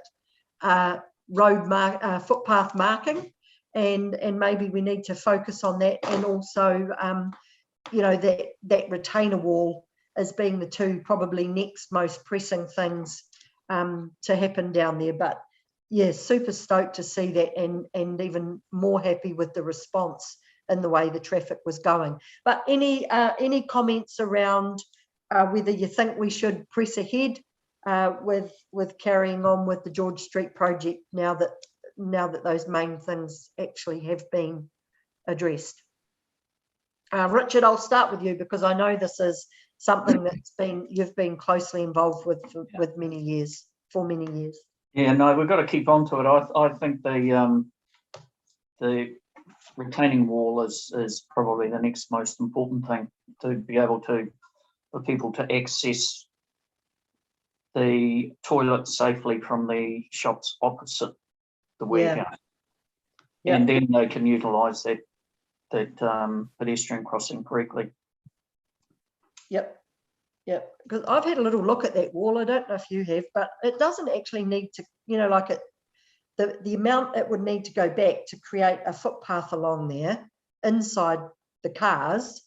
It doesn't actually need to get that steep. I originally thought it was going to get really steep and need to be quite a big retainer wall, but it's sort of quite flat in there, especially at the toilet end. So, hopefully it wouldn't be too expensive. But anyway, has anyone else got any comments on that? So I might just need to amend my recommendation a little bit. Oh, hang on, I did the wrong one. Sorry, because I went with the car park because it's come up. Oh, is that page? Anyway, sorry. Has anyone else got anything? Jill? Yeah, no, I totally agree with Richard. We'll just carry on doing the footpath, but just wonderful to see. I've watched each day too. The crossing's been used well. So that was a nice surprise, but I still think we need the footpath going down, definitely. Yeah. Yep. All right. Well, we're still keen to see those things progress. I might just call on Wonder Woman Joe to help us with writing up a recommendation there. So if it's all right with everyone, we'll just park that, excuse the pun, for a moment. If I could ask Joe to help me with sorting out a recommendation, and we'll just move on to the other items so that we're not getting held up on that. Sorry, just for is that all right, Joe? Just for clarification, Madam Chair, are we asking that the Te Awamutu Community Board is recommending to council staff that they continue on the retaining wall and the footpath from McDonald's down to the George Street Park car park? Is that correct? Yeah, no, I just want to run this past everyone. Do you think that as a preference, we better to do this as a directive to staff, or would you prefer that we do this as a directive to council and get council support behind it first? Lou, maybe you would be able to speak to that as to the way we go about it, whether we're better to go directly to staff or we're better to... I think you're better to actually go not through staff. I think it would be best to go through council and accept it that way. Yep. Susan, you concur with Lou on? Yeah. Okay. So can we do it that way, please, Joe and Kieran? Yep, we'll probably make the recommendation to the Service Delivery Committee because is their area of specialty. Yep, that sounds That's great. correct. Yep. Okay, well, so I'll just move on while you are working on that for me. So this is where Lou and I do have a conflict of interest. So I'll talk to what we're proposing, but we won't actually participate in the actual voting part of the recommendation. So we just wanted to suggest that we provide a contribution. It doesn't have to be a huge amount of money, just something to provide some savouries and some drinks, juice type stuff, to say thank you to the Cambridge and Te Awamutu Rotaries for all of the work that they've done with the urban miners. So I don't think there's really too much detail there, but has anyone that is allowed to take part in this recommendation got an idea of a figure that you think would be appropriate to say thank you? And also just generally, do we think that this is a good idea? Jill? Yeah, I think it's a great idea for the main reason they've helped our community, which has been a fantastic idea, and it's been such a great response. My recommendation would be $100 plus GST towards, I'm not sure how many people we're talking about at the luncheon, but I think that would hopefully cover it. Thank you. Yeah. Cool. Okay. So, Richard.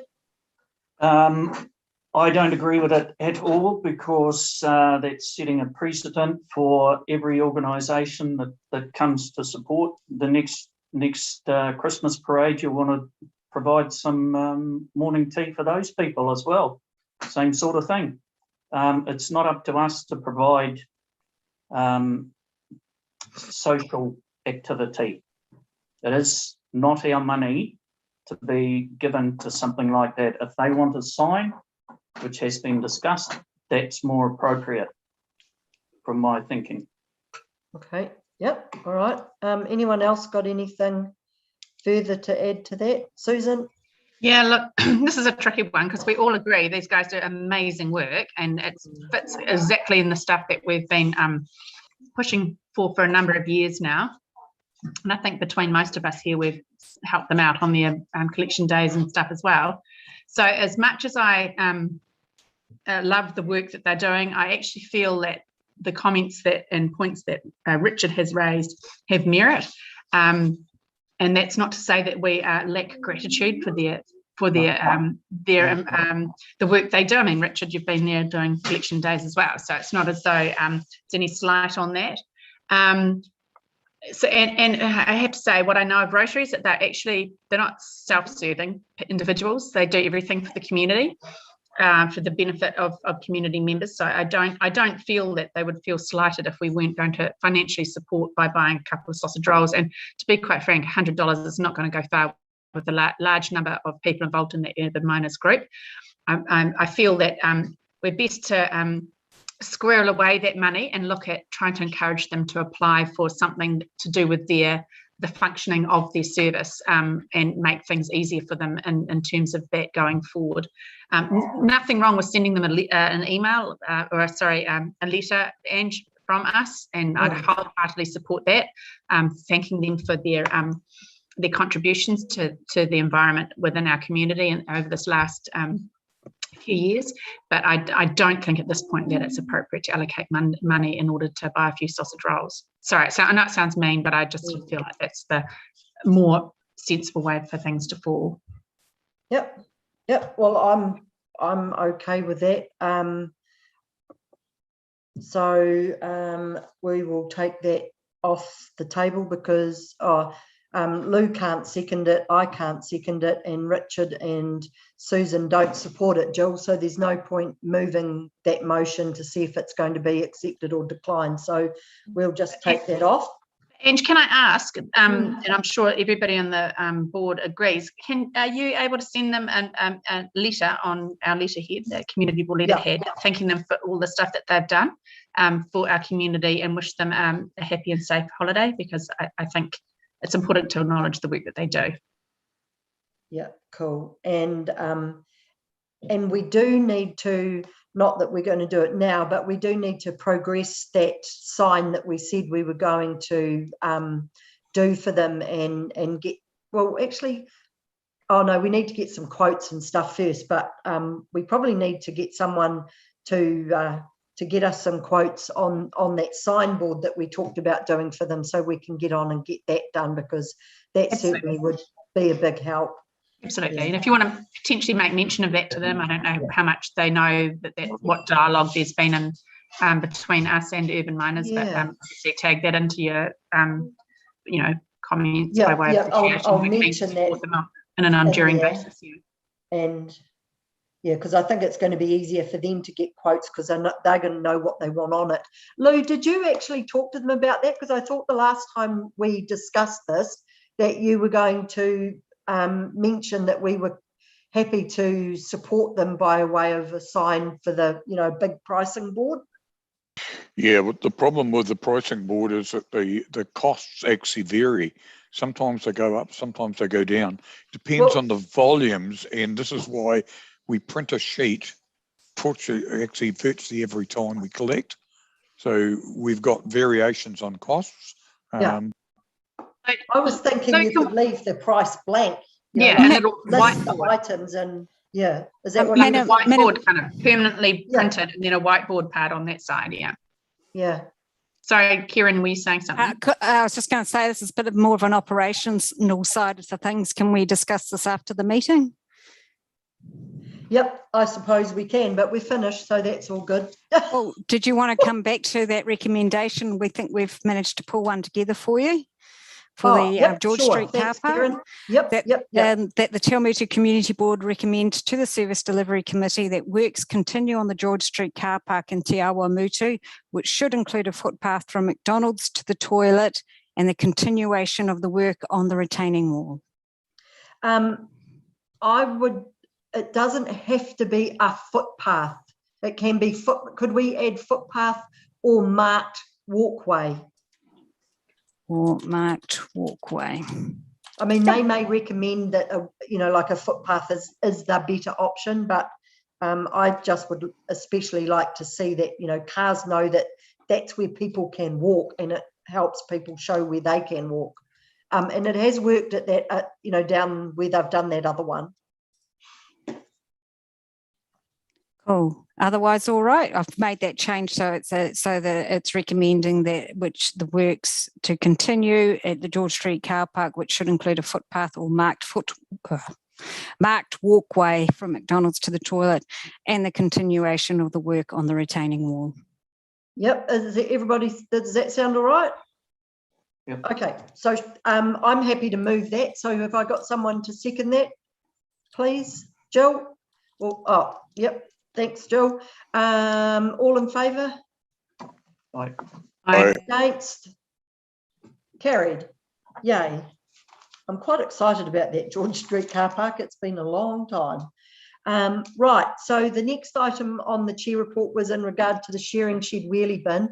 So I noticed that if we don't do this, we fall into the gap time.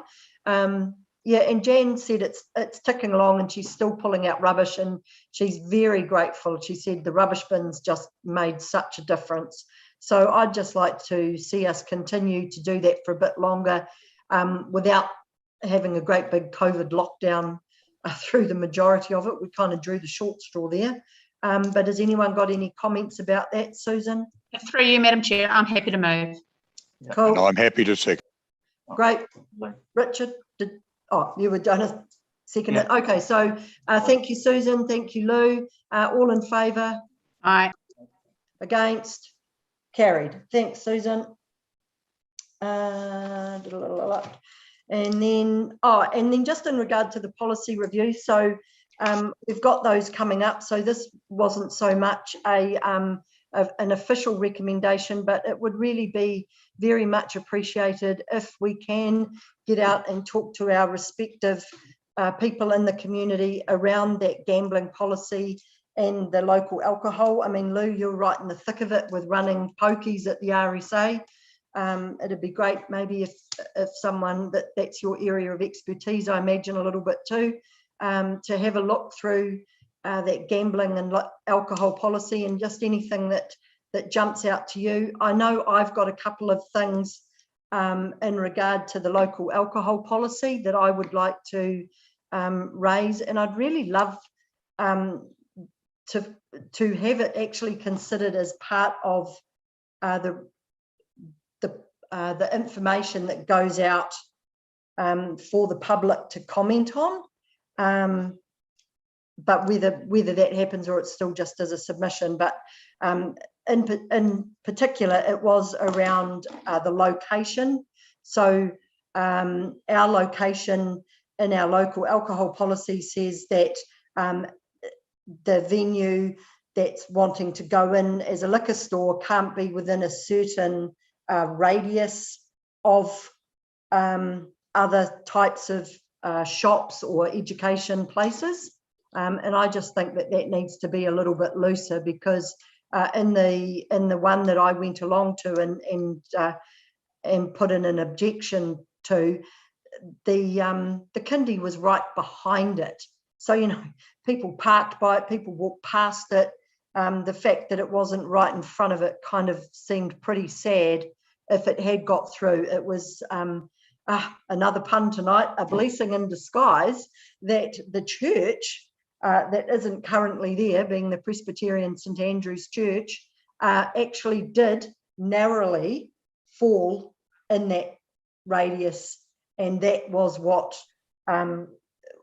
gave them the teeth. And basically the people that were making the application said, well, look, we're snookered here, and backed away. But yeah, I've waffled on a bit long. Love for us to really get in behind this and actually have some constructive comment to go back to Graham with around that. There's a little mock-up of the battery stand. So that's what she's going to look like. Sally said I got way too excited thinking that it was the artwork was going to be printed by the end of last week, but hopefully it won't be too far away, and we'll be already set to get that in. It better happen soon, because the bins currently are at my place and they're filling up pretty fast with batteries from around our house. So it works pretty good. So we'll see how we go. But Richard, you'll be pleased to know that I'm there virtually. So yeah. So that's just to speak on that, Madam Chair. You most certainly must. Urban miners, of course, have the milk bottles, and as I say, they've got a good source of recycling those. So whether you want to link with them or not, I don't know. Yeah, so I was thinking that could be a good idea, because we were going to fund 2,500 plus GST of batteries. So I thought that could be a great opportunity if we, get to that point, or just even in conjunction, to give people an alternative that they can come along to the e-waste days and be able to purchase the stickers with the milk bottles. I don't think I'll try and complicate it with asking Pack and Save to do them on behalf, but I definitely think that we could put a little bit of information there, and especially if we did meet our quota, that could be a good option for the remainder of the year to say, look, if you want to get rid of your batteries, this is an option. Otherwise, all going well, we'll be back again next year with our stand ready to take some more. So yeah, that's that. So that's my report, which I haven't moved, have I? No, you haven't done wattles either. Oh, did I miss the wattles, Richard? Oh, better go back to the wattles. Secretary, no. What did I say about the wattles? Did I put the wattles in there? Oh, yes, I did. Sorry, I must have shot past it. What'll they think? Another pun. We're on a roll tonight. Except for I can't find the wattles on my copy. Page 4. 2. Item So, page 105 of our agenda and page 4 of your report. 105. It's just not. Oh, that's why, because I'd gone to the bottom of the page. Oh my God. So yes, we caught up with Hilary and Colin, and you'll see there that we're organising another polling day for Saturday the 12th, with a rain day on Saturday the 19th. I have hopefully got a team of able-bodied lacrosse players. So we're probably looking about 11 or 12 of them, with a bit of luck, to come and help as a give back to the community activity for their club. Hoping Lou might be able to talk to the cadets again, and I need to follow up with the Kiwanis, because they had indicated that they might be able to get some people. Trying a Saturday this time, so I will also go back to Murray Downs and see if there's anyone from the Latter-day Saints. They had half a dozen or so people there as well. So anyone that you think might be interested, I did try to see if the councillors today would be keen to come along, but Colin's suggesting if we could get sort of 30 odd people up there, it shouldn't take us long, and it'll be just walk through and pull out all these little wattles and really knock them back. So yeah, did you have any other questions on the wattles? No. Cool, so that's the wattles. Yes, and then Merry Christmas to everybody. So yeah, thank you to everyone. Really appreciate. It's been a bit frustrating this year, and with Zoom, it does make it a little bit trickier. Super big thank you to Sally, Joe, and Jill again. You guys are definitely my right hand ladies. I wouldn't know what to do without you, and really appreciate all the work that you do at our meetings and also behind the scenes, and making sure that everything runs smoothly and people that need to be contacted are. Board members, yeah, again, thank you so much. I know you give up a lot of time over and above the meeting nights, so really, really appreciate that and your support through the year.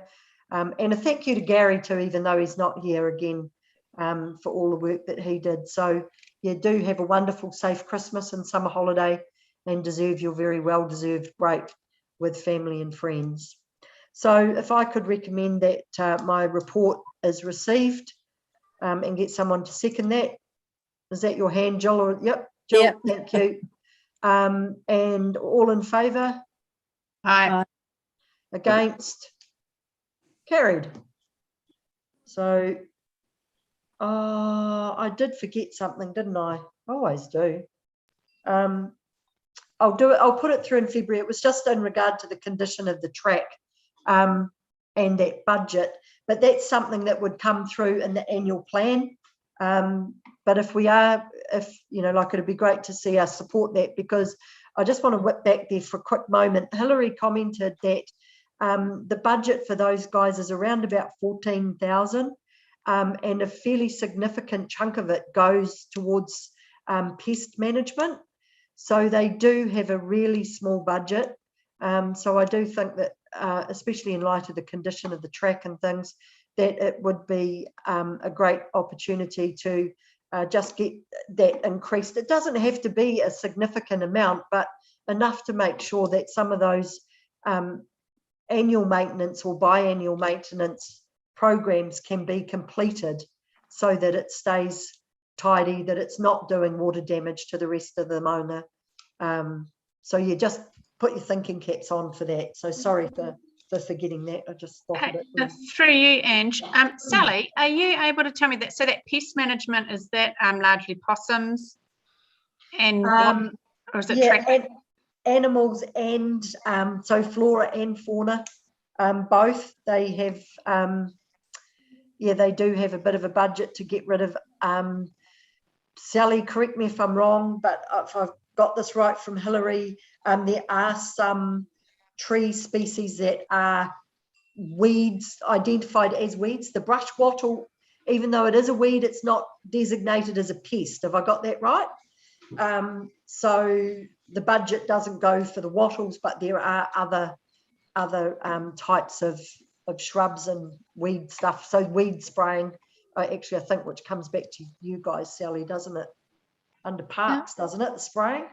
So if I can, if I can come through the chair, our biodiversity planner does have small budgets to look after both pest management from both flora and fauna, so weeds as well as plants as well as animals, but that needs to go across the whole district, so that's why it's only small budgets for small areas.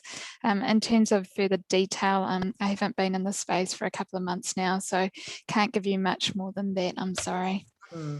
Yeah, thanks, Sally. Appreciate that clarity. So yeah, they don't have much. No, so I was just thinking, because there's a lot of money in possum fur. And, I'm just thinking, you know, if I don't know, thinking well outside the box here, and it's way too late in the night to be thinking of silly things like this. But I know our boys used to make quite a bit of money trapping possums on our farm and plucking them and turning it into whatever they wanted with their pocket money from it. So I don't know whether there is a potential there for there to be some discussion with anybody around the place that wants to, you know, come in and trap for free, because it's free for us, but they make money out of it and we get rid of the possums. Well, that's the main problem. So we do have different groups do trapping in different parts of the district as well. So we do have in Yardley's Bush, there is a group that does do trapping and monitoring in there for us. So Hilary does work with groups to see what they can do and offer, but I can definitely take those thoughts back in terms of that wider reach. There are different groups that do help support that. Yeah. Mm. If they want more, we've got plenty of possums for them here. Okay. Right, so we'll move on to item 15, which is the schedule of meetings for 2022 on pages 114 and 115, presented by Joe Greed, Manager of Governance. Joe, did you want to speak to those at all? Thank you, Chair. I would like to take my report in as read, just to note that the schedule only goes up to September this year, with elections being on October, and it'll be one of the first things that the new board does is to set the meetings for the remaining year. So that's why it's a bit shorter in the calendar this time. Oh yeah, that would make sense. Okay, so can we have someone to move that we've received? Oh, sorry, Jill, did you? Sorry. No, you're on mute. Sorry, I just want to know, Joe, for next year, please, can we get into the chambers? Yeah, we're still in the process of working through what meetings will look like next year. So there's more work to be done on that. But as soon as we kind of got a clear picture of what things look like, we'll be back in touch. Okay, okay. Just actually on that, I presume because council are saying no to unvaccinated people, then Kane will just be accessing the meeting by Zoom, like what Susan was doing earlier in the year. Yep. Okay. Cool. Yep. Our meeting rooms are council premises, so that applies then. But yeah, we've got a number of things that we need to work through in terms of the traffic light guidance and look at numbers and room capacity and things like that. So so work in progress. And yeah, once we have a plan, we will be back in touch. All right. Lovely. Thank you. So can we please have someone to move that we receive the report schedule of meetings 2022 of Joe Greed, Manager of Governance, and to adopt the following schedule of meetings for 2022 commencing at... I'm happy to move. Cool. Susan, Jill, against, for,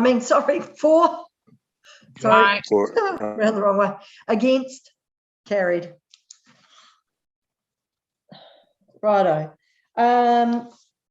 Board members report from meetings attended on behalf of the community board. So have we got anything there?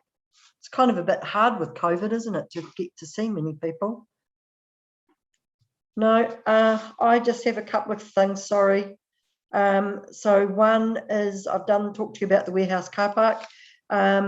Just wanted to give you a quick update, the Who Are We group. So we have had one little get together. I'm meeting with Shane and Maria tomorrow to nut out some questions, because what we want to be doing is to be trying to be getting going with everything as close as early in the year as possible. So sort of February, March at the latest, to start getting questions and surveys and things out to get that feedback back. So we just wanted to we're going to sit down tomorrow and try and make a bit of a plan of, like getting extra people on board and things like that. So yeah, that's happening tomorrow. And I just wanted to mention, I did do the presentation today for council. I highlighted a number of things that we'd done through the year, like and I'm happy to send you out a copy of the presentation. There was a couple of things that came up. So our flags, of course, we went and got with Te Awamutu Community Board. But of course, if the representation review recommendation goes through, we become the Te Awamutu Kihi community board. So we've got our beautiful new flags, which we're probably not going to be able to use for all that long, but we at least got some flags. So there was that. Who else have I been in touch with? There was one other one, but it escapes me right now. So I'm picking it, can't have been too important. But I think the report went all right, did it, Lou and Susan? I think we kind of covered a few bases. Yeah, it went very well. Yeah, thank you. And it was good to be able to have that opportunity. So yeah, if no one else has got anything further. Just a couple, well, just one little thing from Urban Miners. Am I allowed to speak of that? Yes, nothing to do with yep. what we were talking about before. We had one of the best collections.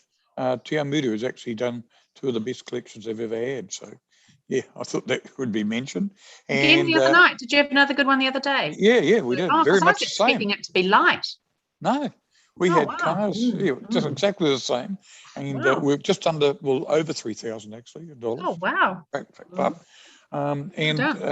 Through the Waste Minimisation Fund, they're getting a new trailer, which will be absolutely brilliant because it'll be a purpose-built trailer so that everything's on it and we can have everything in the trailer, cones, etc., rather than just a home trailer that they've got at the moment. And it'll work very, very much better.